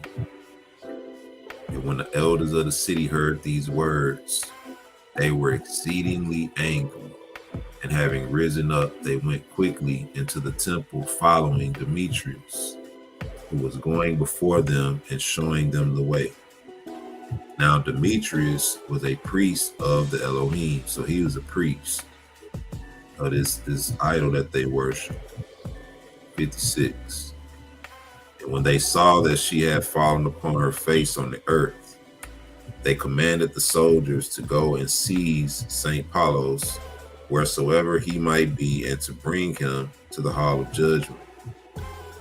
And straightway the soldiers went and searched for him, and they found him in the street of the city, having gathered together much people unto him, and he was preaching unto them in the name of Yehoshua HaMashiach. And some of them believed because of the sick folk who were healed, and some of them did not believe, but they were disputing concerning the Torah of Moshe. So who are we talking about? All right. Some of them believed, but some of them didn't, but were disputing concerning the law of Moses. 59. Then the soldiers seized St. Paulos and placed him in the hall of judgment, and they scourged him severely until the blood ran from him like water. So they beat him. There was a great tumult in the city because of him, and at length the people began to stone each other. And many men among their nobles and elders believed on our Adonai Yehoshua Mashiach, but the Yehudim who were stirring up the elders were more in number than those who believed. So you had some of the Jews who believed and some who didn't. All right. But the ones who didn't believe, it says they were stirring up the elders were more in number than those who believed. So you had more non-believers than you had believers among the Jews. 62. Then the governor said unto Trophimus, O thou destroyer and enemy, why didst thou bring this deceiver and worker of iniquity into this city, so that by craft of word and speech he might destroy us by his sorcery, and draw us into the doctrine of the Nazarene, the great goddess Artemis being our queen? We will slay thee with him, and we will mingle thy death with his. My wife asked me when we was taking a break, why did they always throw him to the lions? You know, because that's more of a letting you die than killing you. You know, if a person had to choose to be beheaded and get eaten by lions, if you had to go, you know, what would you choose? You know, you would choose the path of least resistance, right? Not saying you want to do that, but you don't have a choice. Would you choose to get beheaded or get thrown in with some hungry lions? You know, I'll probably choose the lions and hope the Most High saved me like he did Daniel, right?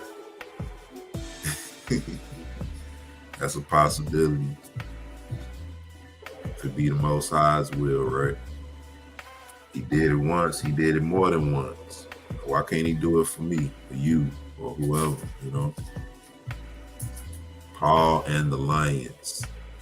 And the governor commanded the soldiers to let the lions loose, and straightway there went forth a lioness, which was with young, and she was roaring loudly, and her they sent against Paulos. Now, as soon as the lioness had gone out, she at once saw with her eyes our Adonai Yehoshua Mashiach standing between the two of them.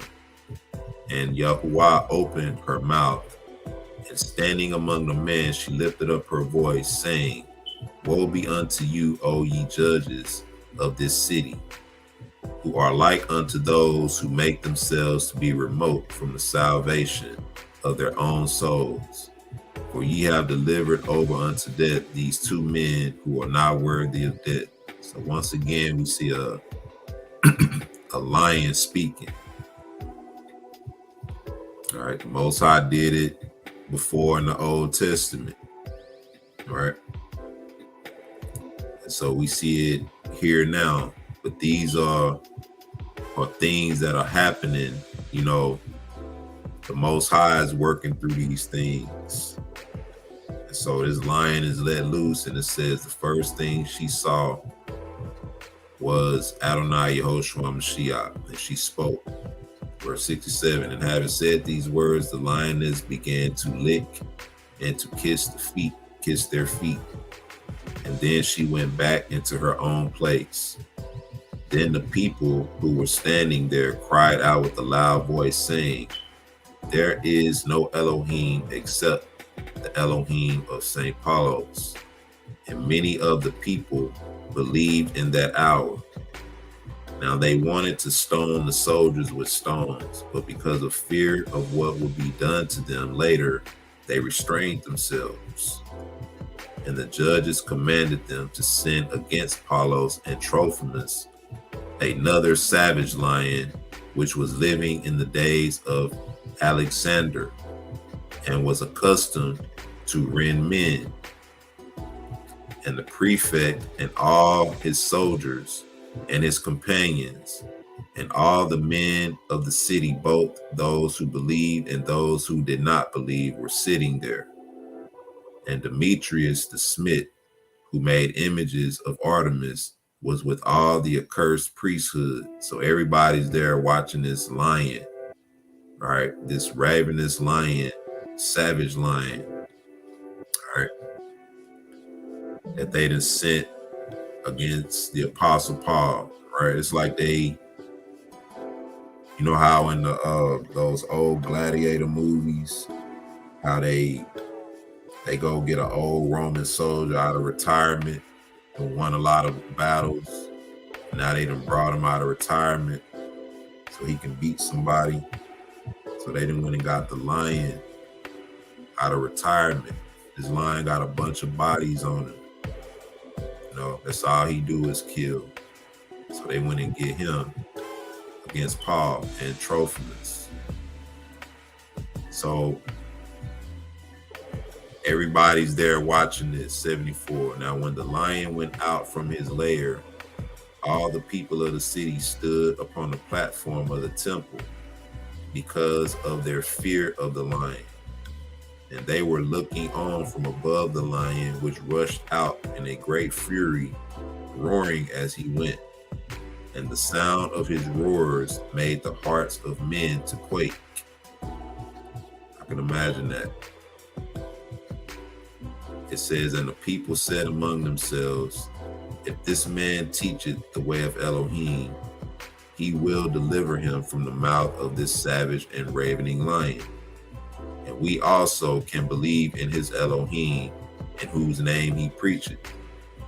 And we need not return to worship and worship and adoration of the image of Artemis. So the Most High saved him out of the face of this lion, then we're going to worship his Elohim.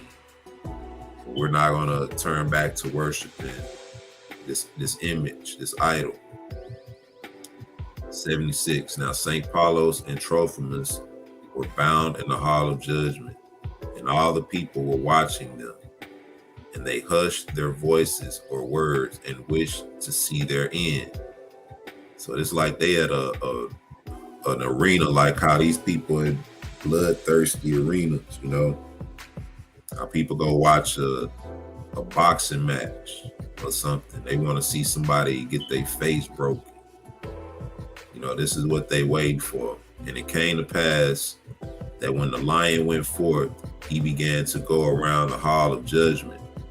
And St. Paulos answered and said unto them, unto you I speak, and I would make known unto the company of the judges of this city, and unto all the Yehudim who live here, and who serve Elohim of gold and silver and wood and stone, that I preach unto you the way of life and salvation.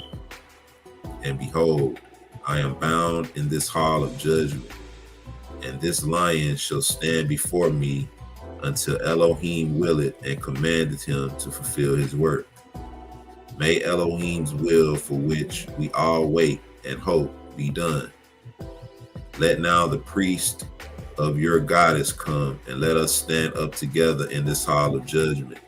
And let the priests of Artemis make supplication, and multiply their prayers unto her, and we shall see if she be able to deliver them, and shall know if her power can be manifest.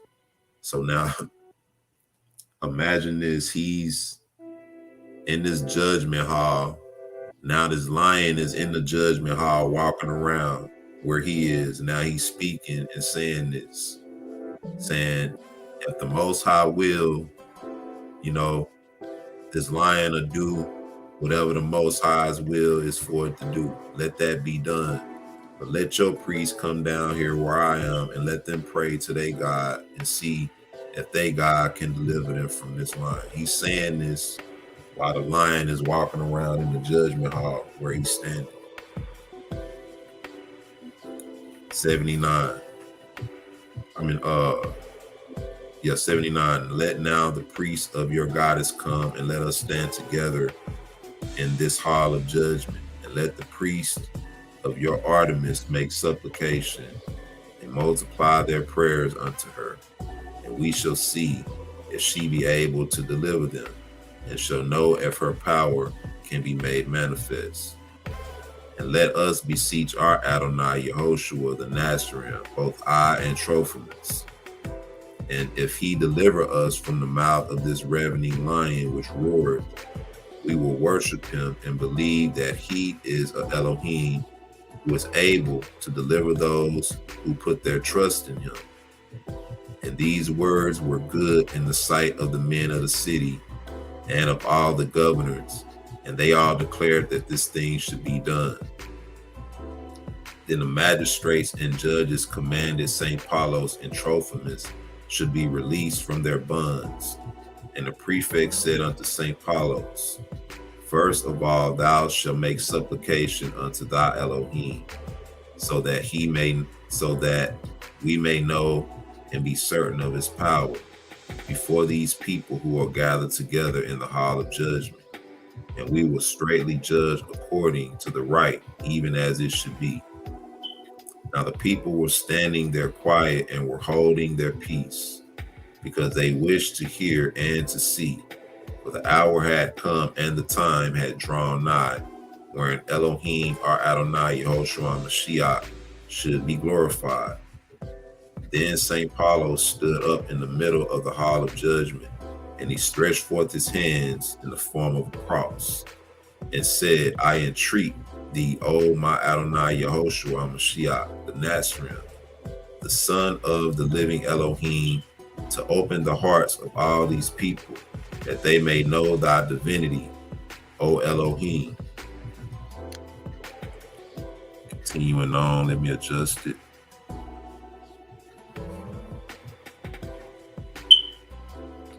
All right, verse 85. Who didst come from the right hand of thy Father, and didst show forth thy great humility and patient endurance by thine advent into the world in the flesh, and didst accept pain and death upon the wood of the cross, so that thou mightest deliver the beings whom thou didst fashion, and the work of thy hands. All right. Notice he said that thou mightest deliver the beings whom thou didst fashion and the work of thy hands. We know that he made Adam, right? But when we go to Isaiah 43, chapters 43 through 45, he's making it plain that Israel have he fashioned with his hands from the beginning and chose them unto himself. So like I said, this is from an already understood perspective. All right. Continuing on, the lion submits to Paul. And it came to pass that when St. Paulos had said these words, behold, the lion came into the hall of judgment, to the place where St. Paulos and Trophimus were standing. And he did homage and bowed his head before them. And he lay down at the feet of St. Paulos like a gentle lamb. All right. Here's a reference in St. Timothy 4 verse 7. All right, where Paul talks about he overcame a lion. All right. In that reference, 2 Timothy 4 and 7. Whoever, somebody do me a favor in the chat and look that up for me. 2 Timothy 4 and 17 and put it in the chat. Because that's a reference to what we just read, how the lion paid homage to St. Paul and Trophimus. I'm in verse 88. It says, and when the magistrates and all the people of the city saw this, they lifted up their voices and cried out, saying, one are Elohim, the Father, the sustainer of all things, and his beloved Son, Yehoshua Mashiach, our Adonai, and the Ruach HaKodesh. He it is who hath sent unto us his holy apostle to preach unto us the way of salvation. 90. Then straightway the magistrates commanded Demetrius, the high priest of Artemis, and the other accursed priests to come down into the hall of judgment. And the priest wept before St. Paulos, saying, we beseech thee, O apostle of our Adonai Yehoshua Mashiach, do not deliver us into the mouth of these fierce, ravening, and destroying lions, that he may destroy us and make an end of us and rend us limb from limb. And behold, we believe and confess our Adonai, Yehoshua Mashiach the Nazarene, the son of Elohim. And immediately St. Paulos pacified the hearts of the judges and of all the people. And when they saw the humility and the breaking of heart of the priests and their belief in Elohim and their true repentance, they would not allow the priests to be thrown to the destroying lion. So just like Paul and Trophimus were down there with the lion, and the lion paid homage, now the priests are, it's their turn to go down there. Now they begging not to go. They don't want to go down there. They saying, you know, don't deliver us over to these lions. All right. 2 Timothy, notwithstanding, the Lord stood with me and strengthened me, that by me the preaching might be fully known, and that all the Gentiles might hear. And I was delivered out of the mouth of the lion. All right.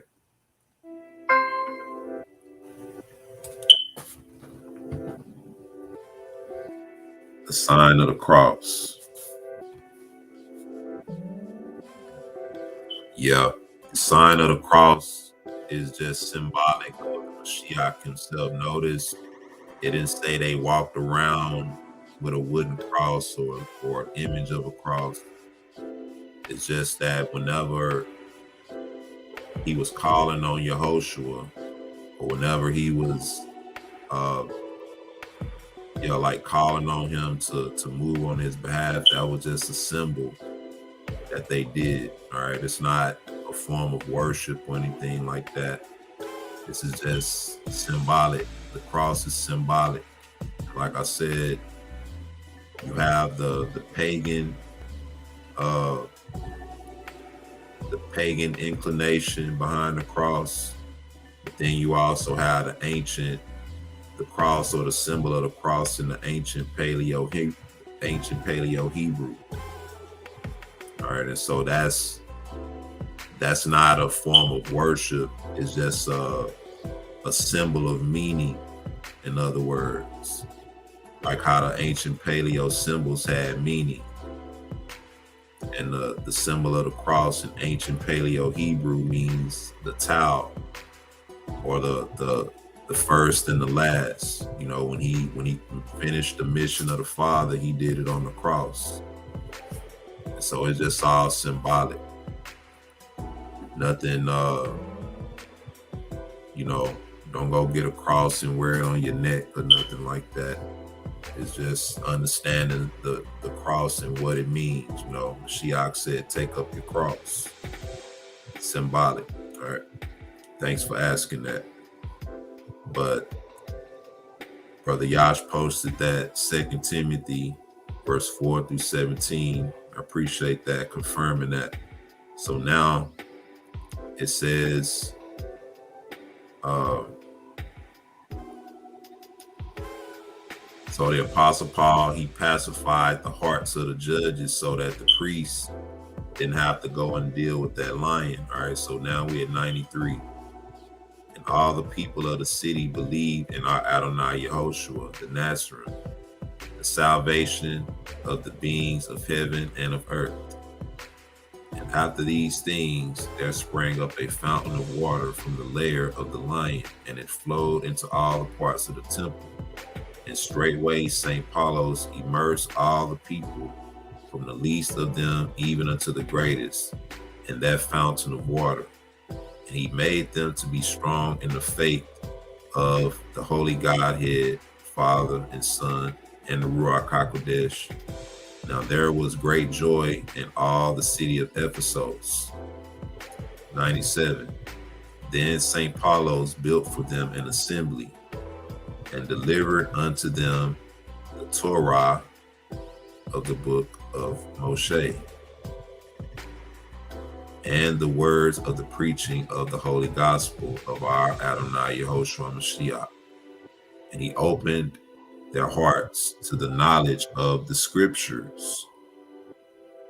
He opened their heart to the knowledge of the scriptures. And he taught them that Yehoshua Mashiach is the Son of the living Elohim, to whom be glory and dominion forever and ever. Amen. All right. So he established an assembly, and upon establishing the assembly, it says he delivered unto them the Torah of the book of Moshe. Right? Or in other words, he delivered unto them the laws of Moses. Right? It's like Mashiach said, if you believe Moses' words, then you will believe me. Right? The only thing Mashiach did, when it came to the law of Moses, like how it says in Hebrews, it says, because there was of necessity a change in the priesthood. Well, because there was a change in the priesthood, then there was of necessity a change in the law. So the only thing Mashiach did was where Moses said, thou shalt not kill, Mashiach said, don't hate your brother without a cause. Where Moses said, thou shalt not commit adultery, Mashiach said, don't look on the woman and lust after. Right? So that was the change in the law. It wasn't a taking away or doing away of the law. It was a change in the law. You have a lot of elders who will teach that it's okay to look at other women as long as you don't touch them. It's a lot of people who teach that. It's a lot of elders in Israel who teach that and have said stuff like that. But that's not the law. The letter of the law is the law of Moses, but the spirit of the law is the law of our Adonai Yehoshua HaMashiach, which is the circumcision. If you love your neighbor, then you won't steal, you won't kill, you won't do any of those things. So it's easier to just say love your neighbor as yourself than say don't kill, don't steal, don't commit adultery, don't bear false witness. But he opened their hearts to the knowledge of the scripture, And he taught them that Yahushua Mashiach is the son of the living Elohim, to whom be glory and dominion forever and ever. Amen. 99. Then he appointed Trophimus to be their priest, and he taught him the divine mysteries and the holy ordinance of the assembly, and he offered up a pure offering. This is to what he offers in his words, which are written in the first epistle to the men of Corinth. All right. This is to what he refers in his words, which are written in his first epistle to the men of Corinth. So when you read Corinthians, this is what he's referring to. All of this stuff we just read, the assembly that he established, when he says that he was thrown to the lions at Ephesus. If after the manner of men I have fought with beasts at Ephesus, what advantage it me if the dead rise not? 1 Corinthians 15 and 32. All right. Now there is no place where it is more hopeless for a man to be thrown to the lions than at Ephesus. All right. That's why, man. That's why they throw you to the lions, because that's a hopeless. If you get thrown to the lions, that's pretty much you out of there. You know, if they not hungry right now, they gonna get your ass like a snake. You know, they'll just sit there and let you scream, and they get hungry enough, they'll get you. But these lions, the lions at Ephesus, you don't want to play with them. You know, that's why they like, man, this had to be Elohim, because he made it up out of that. All right. But there, the lions did not attack St. Paulos according to their wont. And the Ruach HaKodesh, who was in him, made the lions to appear in his sight like a man in the claws of a lion, and made him to appear in their sight like a lion before a man. So he pretty much altered the vision. He was able to make these lions see the Apostle Paul as a lion, right? Like a man in the claws of a lion, and made him to appear in their sight like a lion before a man. And it says, glory be then unto him who maketh his wonders manifest by his saints. All right. Glory be then unto him who maketh his wonders manifest by his saints. And they made the lions to abate their evil nature wholly, and made them to submit and be subject unto them. Now when St. Paulos wished to go forth from the city of Ephesus, after all the people had believed through him, he called all those who believed and comforted them, and saluted them with salutations and farewell. Right?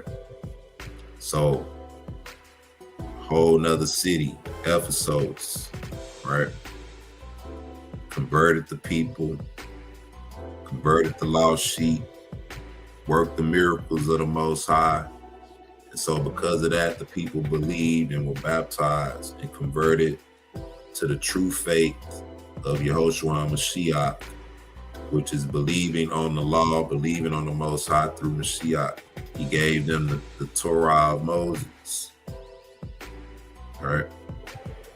So this notion of Paul turning people away from the law of Moses, we've read at least 2 or 3 times already, where he gave them the commandments of the Most High upon establishing assemblies. Now he's leaving them with the law of Moses and the words of the preaching of the gospel. He helped them to understand the knowledge of the scriptures. All right. Then he made Trophimus a priest over this assembly that he established. So when you read Corinthians, this is what we read.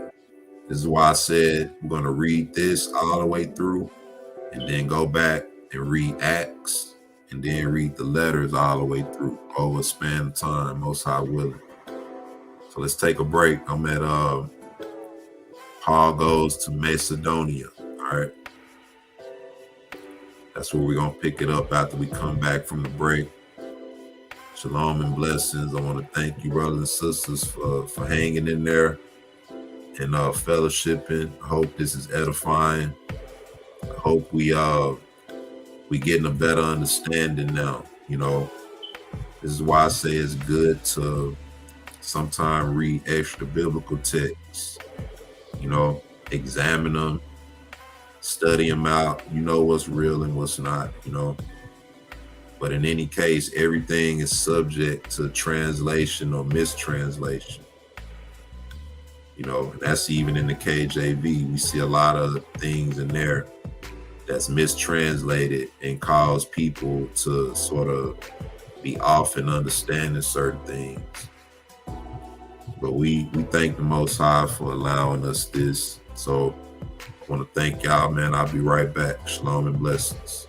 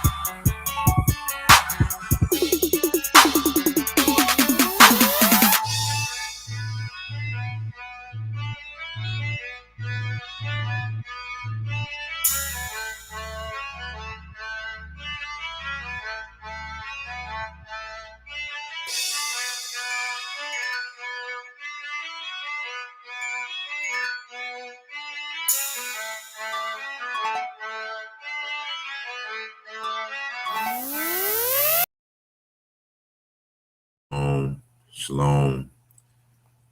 All right, we are dealing with the history, contending, and martyrdom of the Apostle Paul. All right, so let's get back into it.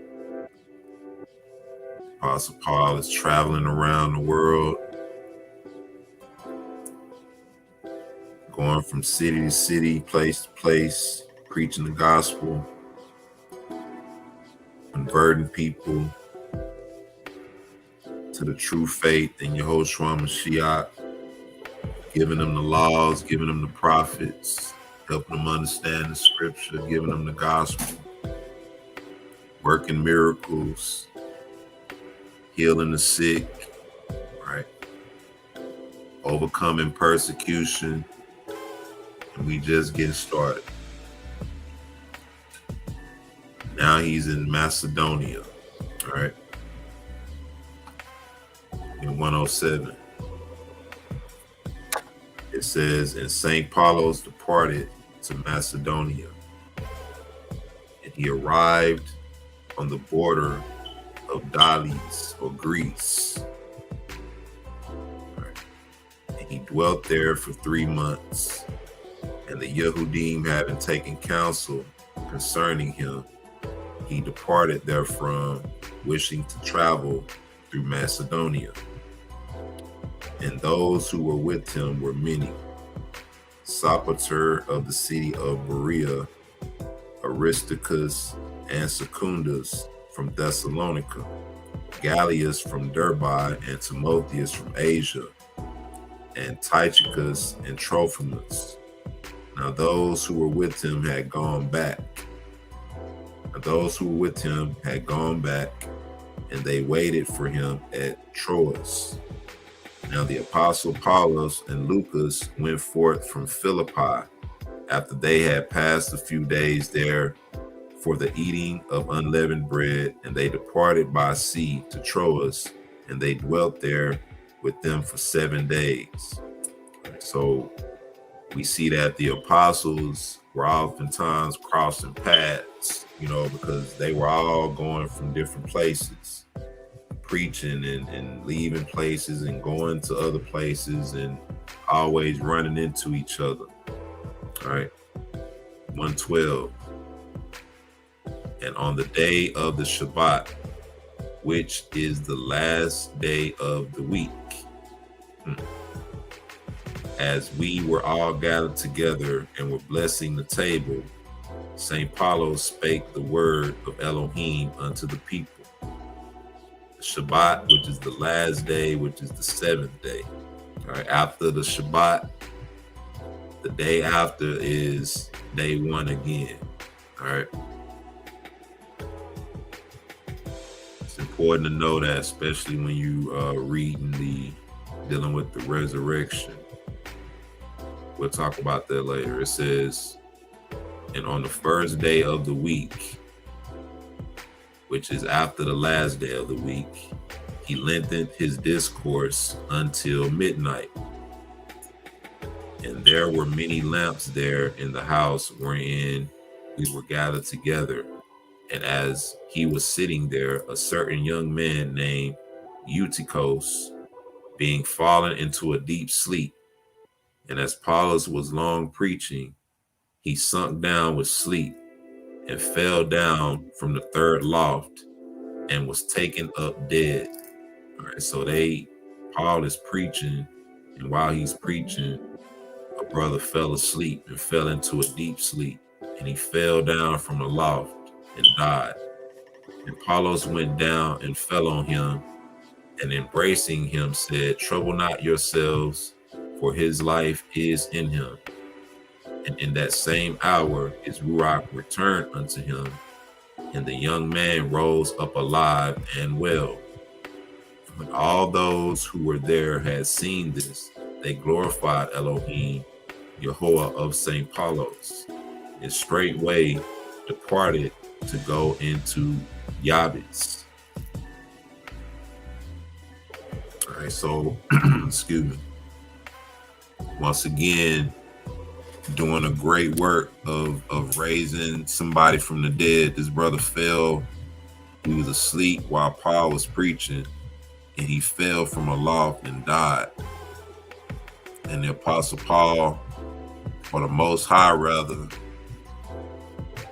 through the Apostle Paul, rose him from the dead. All right, so after that was done, Paul departed and went to a city called Yabes. So Luke meets Paul. We're at 120.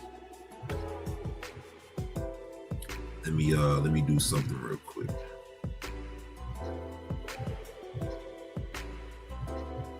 Okay, let me do that. All right, I'm at 120. It says, then Luke and those who left with him departed by sea, and they met with the apostle Apollos in Assos, and they carried him into the ship. And when he had come to Miletus, he sent messengers and made the elders of the assembly of Ephesus come to him. And he said unto them, ye know that in times past, when I came unto Asia, I dwelt with you always, and I was serving Elohim with exceedingly great humility and with tears. And ye know of the counsels which were taken concerning me by the Jews through hatred, and that I hid nothing of the good things, and that I made them known and revealed unto you in the marketplaces and in the houses, and that I spake unto Jews and Greeks alike, giving glory to the Father and putting confidence in Adonai Yahushua Mashiach. He said he spoke to Jews and Greeks alike. But henceforth I am constrained in the spirit and am poured out in the sanctuary, and I know not what will come upon me therein. But the Ruach HaKodesh speaketh unto me everywhere, and telleth me that there is imprisonments and tribulations wait for me. But my spirit counteth as naught, whatsoever the end of my course may be, so that I may fulfill the charge which I have received from my Adonai Yahushua Mashiach, to become a witness to the preaching of the grace of Elohim. And I know now that ye will never again see my face, all of you among whom I have gone about and preached unto you concerning the kingdom. Therefore I declare unto you this day, the Shabbat, that I am innocent of the blood of your community, and as regards it, I have not kept back from. Let me read that again. Therefore I declare unto you this day, the Shabbat, that I am innocent of the blood of your community, and as regards it, I have not kept back from your teaching anything the good pleasure of Elohim. Paul addresses the elders. Take heed therefore unto yourselves and all the flock, over the which the Ruach HaKodesh had made you overseers, to feed the assembly of Mashiach, which he had purchased with his own blood. For I know this, that after my departing shall grievous wolves enter in among you, not sparing the flock. Also of your own selves shall men arise, speaking perverse things, to draw away disciples after them. Therefore watch and remember that by the space of 3 years I cease not to warn every one night and day with tears. And now, brethren, I commend you to Elohim and to the word of his grace, which is able to build you up and to give you an inheritance among all them which are sanctified. I have coveted no man's silver or gold or apparel. Yea, ye yourselves know that these hands have ministered unto my necessities, and to them that were with me I have showed you all things, how that so laboring ye ought to support the weak, and to remember the words of Adonai Yahushua, how he said, it is more blessed to give than to receive. So he said, where is it? He's basically letting them know that he may not see them again, and to look out for grievous wolves that's going to enter in among the flock and basically pervert everything that he taught them. All right. We know what he taught them. We know what he left them with.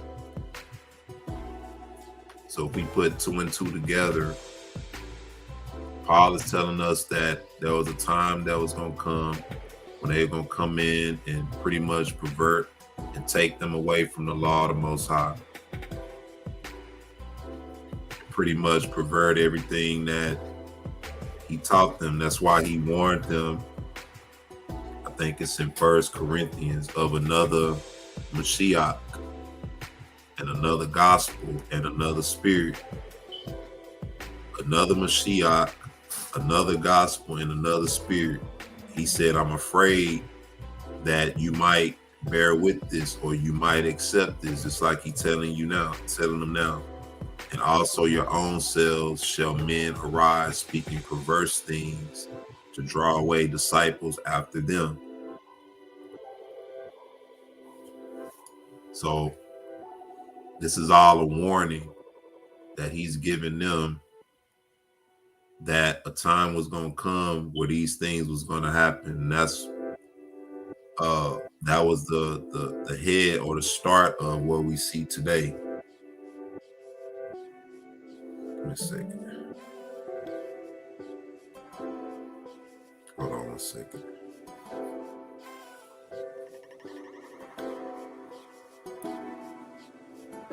Okay. This is crazy. Hold on.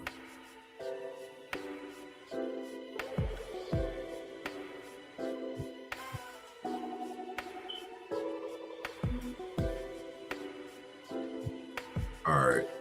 I don't know why it's not letting me block. That's crazy. How can I not block people? Oh my.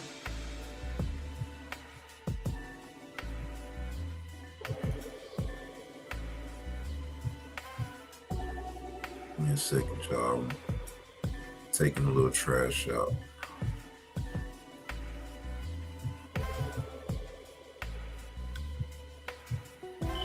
Okay. All right, so he's warning them now. All right.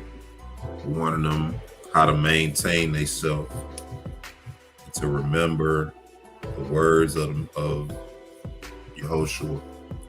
When he had said these words, St. Paul knelt down upon his knees and prayed together with all those who were with him, and they embraced him. And there was a great weeping among them all. And they began to kiss him and to separate themselves from him. The prophecy of Agabus, 140. Then he departed with those who were with him, and at length they arrived at Tyre, where the crew unloaded the goods which were in the ship. And they found again the disciples who had told the apostle Apollos by the Ruach HaKodesh that he should not depart and go up to Jerusalem. And they dwelt with him for 7 days, and then departed to Akko. And they saluted the brethren who were therein, and they encamped with them for a day. On the morrow they departed and came to Caesarea, and they encamped in the house of Philippos, one of the 7 preachers, where there were 7 virgins who prophesied, and they dwelt with him for many days. Now a certain prophet, whose name was Agabus, came down from Yehuda or Judah,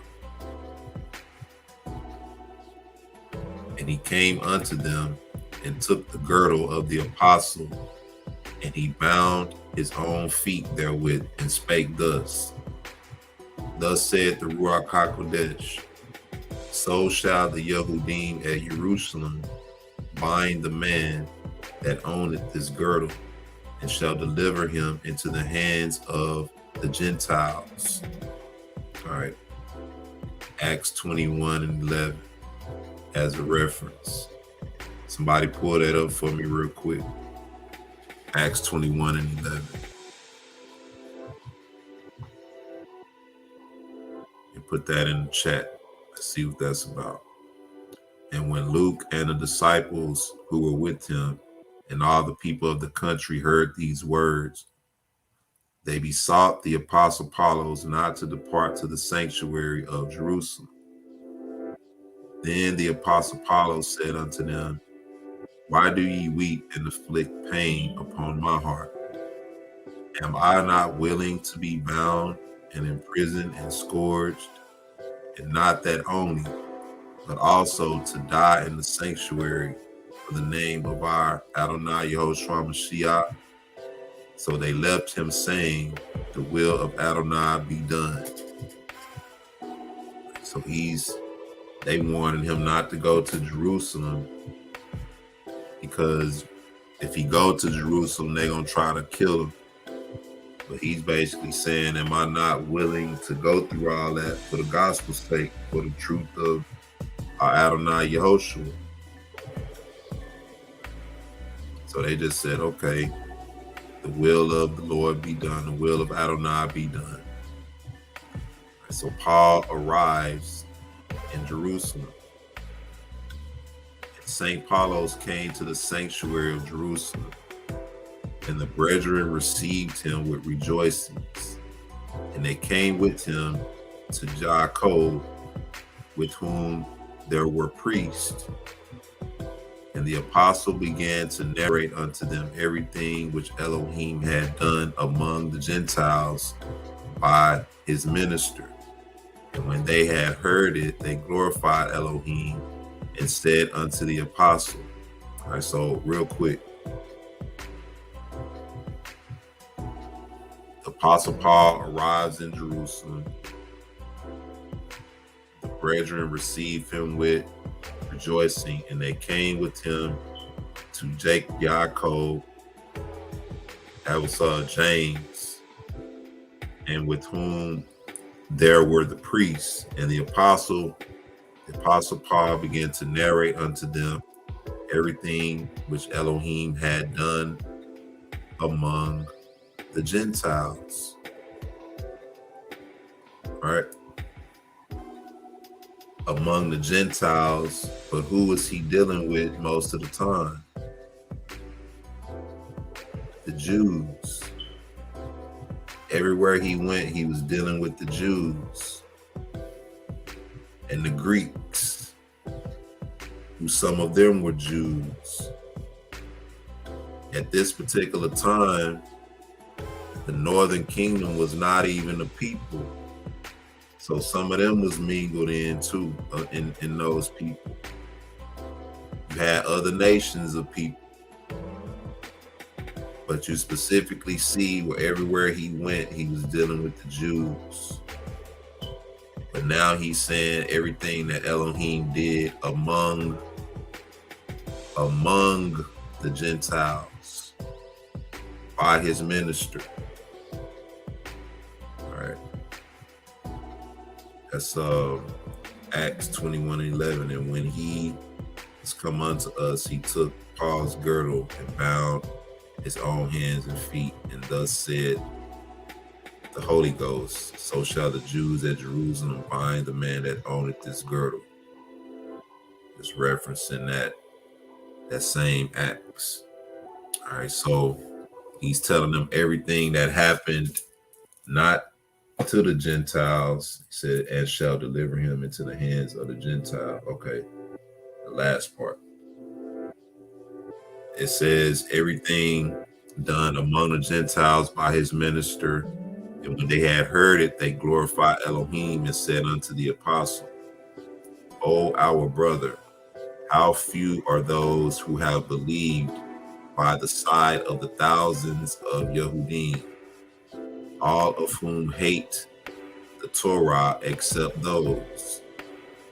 Behold, it is said by them that thou teachest all the Yehudim which are among the Gentiles to forsake Moshe, saying that they ought not to circumcise their children, neither to walk after the customs. There it is, the circumcision.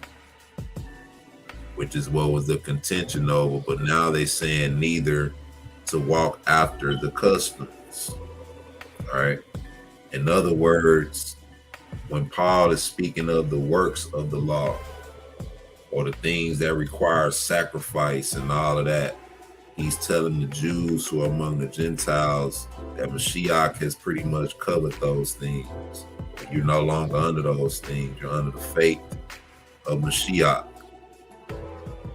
So when it comes to the actual Jews in Jerusalem, the whole time he hadn't come to Jerusalem. But when it comes to Jerusalem, he tell the Jews that the circumcision profits them much in every way if they keep the law. So the Jews who were in Jerusalem, who were already keeping the laws, he didn't give them he didn't tell them this at first. He was preaching it for them to believe in Mashiach, and they was rejecting it. And so after they was rejecting it, he said, okay, I'm gonna go to the Gentiles, you know. And this is what they telling him here. It says, our brother, how few are those who have believed? How few are those who have believed? By the side of the thousands of Jews, all of whom hate the Torah except those. So they saying that they hate the law. Behold, it is said by them that thou teachest all the Jews which are among the Gentiles to forsake Moses. But we didn't read that. We read everywhere that Paul went, he gave them the commandments and the law of Moses, in the book of Moses. It says, take them and purify thyself with them, and go forth and make them to go out, so that they may shave their heads.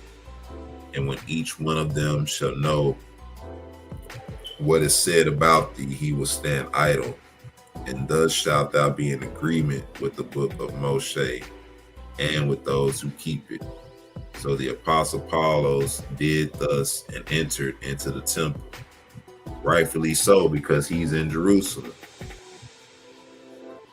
So he's going to follow the order where the law is established at. You know, that's the temple in Jerusalem.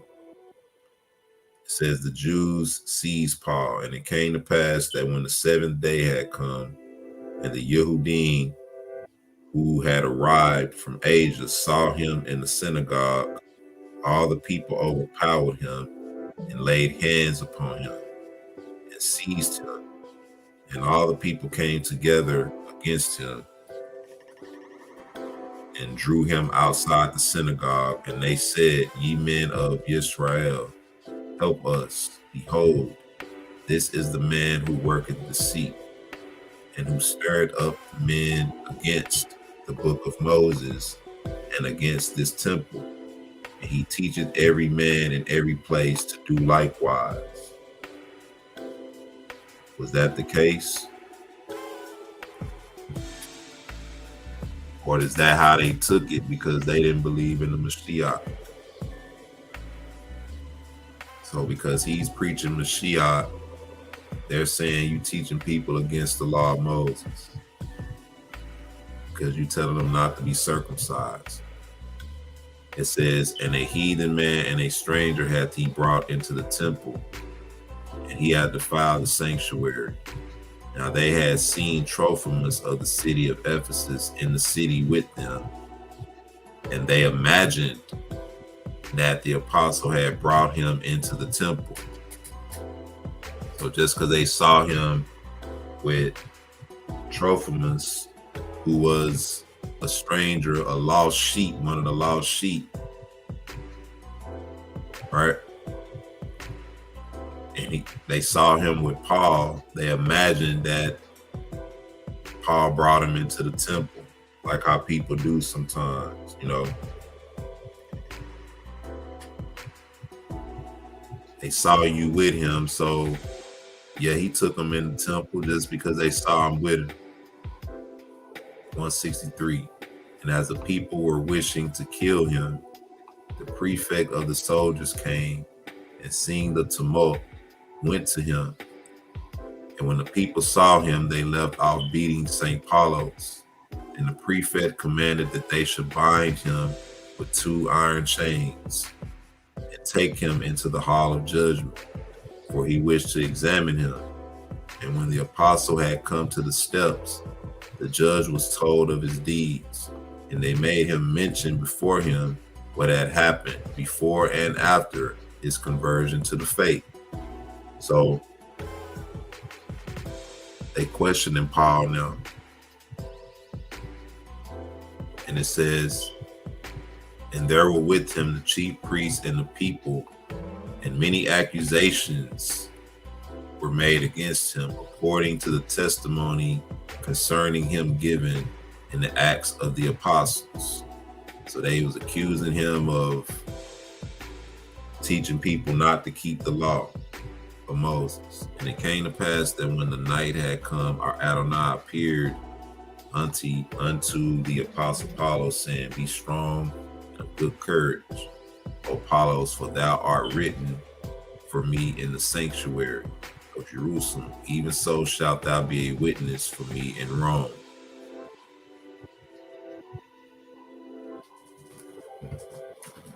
Because you had a lot of Jews in Rome too.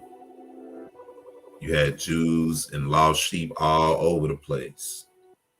All right. Hold on one second.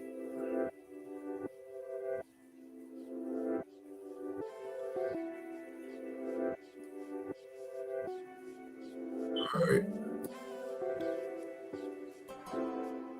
Look, clean up. All right. So the Jews plot Paul's death. Let me see something here.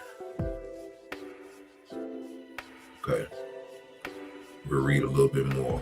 It says, and when the morning had come, more than 40 men of the Jews gathered themselves together and swore oaths and conspired among themselves, saying that they would neither eat nor drink until they had slain the apostle while he's in Jerusalem. Then they drew nigh unto the priests and elders and informed them of this thing. They asked them to beseech the governor to have St. Paulos brought unto them, as they wished to know of a certainty concerning his acts. So they still questioning him about what happened, you know. They said unto them, Let us kill him ourselves without his coming unto you. So this was like a setup. Now the son of the apostle Paulos' sister heard this, and he informed his mother's brother thereof, and he sent him to the governor and made known unto him concerning the matter of these men. Then straightway he summoned the magistrates and the 2 judges, and he said unto them, Take with you 200 Romans and 70 horsemen and 80 bowmen, and get you gone to Caesarea, and take with you Paulos to Philippus the governor. And he wrote a letter to him and sent it by their hands, informing him of the history of the acts of Paulos. And they took him and came to the governor, and they brought the apostle into his presence. And the governor read the letter and began to ask him from what country he came. All right, so they got him and took him to Rome. Paul before Felix. And after 5 days, there went down the chief priests and the priest and the orator, and they informed the governor concerning the acts of the apostle. And he made a sign unto him that he should speak. And Paulos told him his story with them. Now when he had heard his speech, the governor commanded that he should be taken care of and treated with respect, and that no man should keep him from his ministration. And it came to pass that when 2 years were ended, another governor was appointed to succeed the former governor, who, as he wished to show a mark of kindness to the Jews before the arrival of of the new governor left Apostle Paul bound in prison. Now the new governor dwelt in Caesarea, and after 3 years he went up to the sanctuary in Jerusalem. And the nobles of the priests and the elders of Jerusalem, of the Yehudim, told him concerning the acts of the apostle. And they asked him to send for him and to have him made to stand before him. Now they wished to go each in his own way to kill him there. Then the governor said unto them, he is to be kept under guard in Caesarea, and I will return thither. And there were some of them who wished to make him take them with him, so that they might relate to him the offenses of the apostle Apollos and advise him what he should do. 185. And when the governor had returned unto Caesarea, he had the apostle called, and the Yehudim surrounded him, and they made him to hear that they were not able to make him safe. And the apostle had to plead for his life. Then the governor said unto him, dost thou wish to go up to the sanctuary and to be judged there? Paul appears to Caesar. And the apostle said, if I be an offender or have committed anything worthy of death, I refuse not to die. But if there be none of these things whereof these accuse me, no man may deliver me unto them. I appeal unto Caesar. And the governor said unto him, unto Caesar thou shalt go. All these things happened under the apostle. All these things happened after the apostle Paul had gone out from the country of Asia, and had departed into many borders and preached therein the name of our Adonai Yehoshua Mashiach, and in the cities of the Jews. So now he's in Rome. All this is after all of that, after he established his assemblies and everything. Now he's in Rome, appealing to Caesar for his life because of the Jews once again, going against him because they believed that he was teaching people and turning them against the laws of Moses. 190. Then the Jews took him to Festus, the governor, and Festus delivered him to Agrippa. And there was a great dispute between them. And after a few days, Agrippa the king went down to Bernice or Bernica to Caesarea to salute the governor. And the governor told him the matter of the apostle and the Yehudim. And the king said, behold, I would myself like to hear the speech of this man. And straightway on the morrow of that very day, he had the apostle Apollos brought to the governor's house, where were the magistrates and the elders of the city. And the king said unto him, thou art permitted to speak for thyself. Then the apostle straightway stretched out his hand, and he began to speak concerning himself. And he called to mind the accusations which the Yehudim had made against him. And he spake unto him many words concerning the book of the Acts of the Apostles, beareth witness. And the apostle spake at great length, and the governor answered and cried out with a loud voice, saying, behold, thou art mad, O Apollos. Too much study of books taketh away the understanding. Then the apostle said unto him, I am not mad. Nay, I speak the word of truth.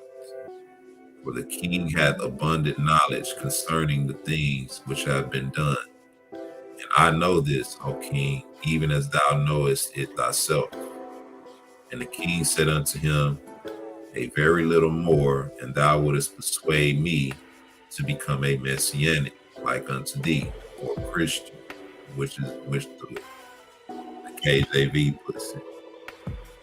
Then the apostle said unto him, I would to Elohim that not only thou, but also all that hear me this day were both almost and altogether such as I am, except these bonds. So he said, I wish you and all your people was like me, except I'm locked up, you know. Then the king and the governor and Bernice or Bernica and those who were with them rose up, and they began to say, this man doth nothing worthy of death or of bonds. And the king said to the governor, it would have been possible for this man to go free, had it not been that he had appealed to the protection of Caesar. So they want to let him go, but Paul appealed to Caesar. So now they finna try to catch him up that way. Then straightway, the apostle and the others who were in bonds with him were given over into the hand of the governor of the soldiers of Sebastia. And they went down into the ship which was to be dispatched to the coast of Asia. On the morrow they came to Zoar, and the governor of the soldiers did an act of kindness to the apostle and permitted him to go about among his friends as he needed. Now that governor was the captain of 100, and his name was Julius, and he was to take the apostle Apollos to the country of Rome. And from here also they departed and came to the city, name of which is Lycia. And here they dwelt for a long time until the fast of the Yehudim had passed away. All right, so I think that's where we'll conclude tonight. All right. Paul is, he appealed to Caesar for his life because the Jews were trying to kill him. All right, but then he ended up getting delivered to the governors. He convinced the governors that he was innocent, but the people said that he appealed to Caesar. So now he's getting shipped to Caesar, and the captain who was supposed to take him was pretty much cool with him and kind with him, you know, on his way taking him and everything. And so that's where we'll stop. Paul is on his way to Rome, and you see the title right here, Paul is shipwrecked. On their way there, they go through a shipwreck, and Most High willing, in the morning, we're going to get into that and see the experience Paul had with the passengers on the ship. All right.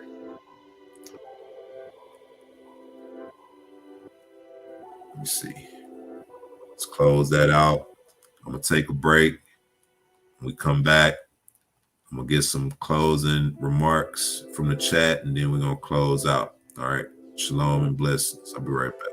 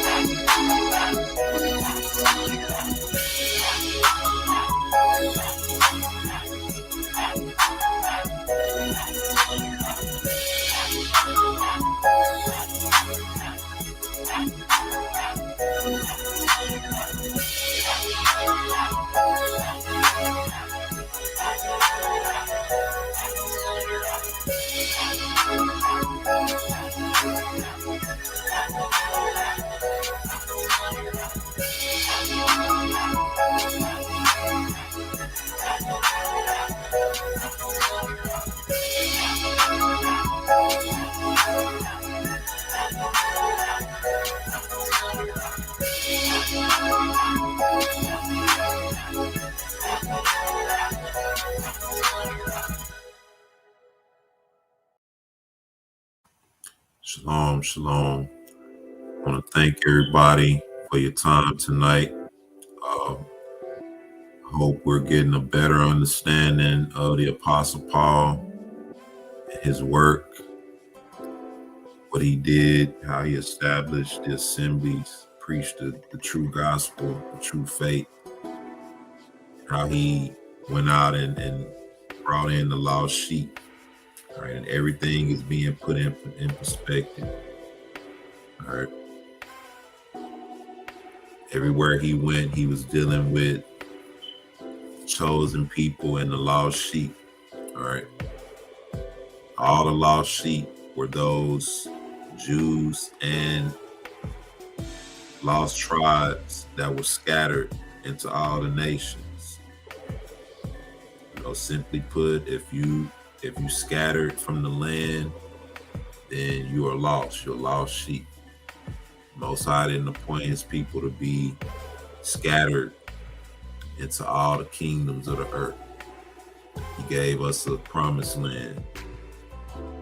So, due to the fact that our people were in bondage to many different kingdoms, even prior to the time of the Apostle Paul, our people were scattered into all the different kingdoms. All right, so I want to thank you, brothers and sisters, again. Most High willing, I'll come back in the morning. It may not be 7 a.m. It may be around 8 or so, 8:30 or so, or it may be a little earlier. You know, we'll see how it goes. But I'll set it for around 7:30. You know, and I'll try to do my best with that. But in any case, I want to thank y'all for your time. Thank you for joining in and dealing with the reading of the history, the contending and martyrdom of the Apostle Paul. I want to give a shout out to my Salt of the Earth Productions family. Once again, I hope my brothers are doing well. Shout out to everybody doing work for the Most High.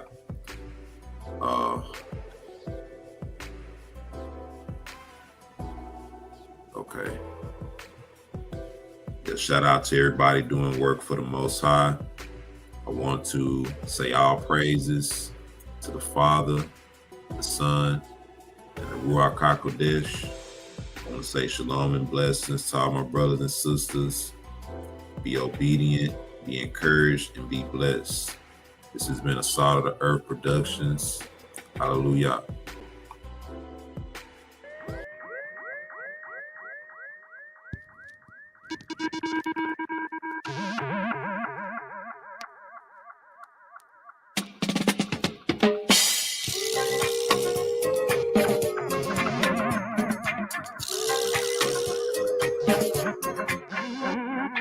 Everywhere I go, the children rising.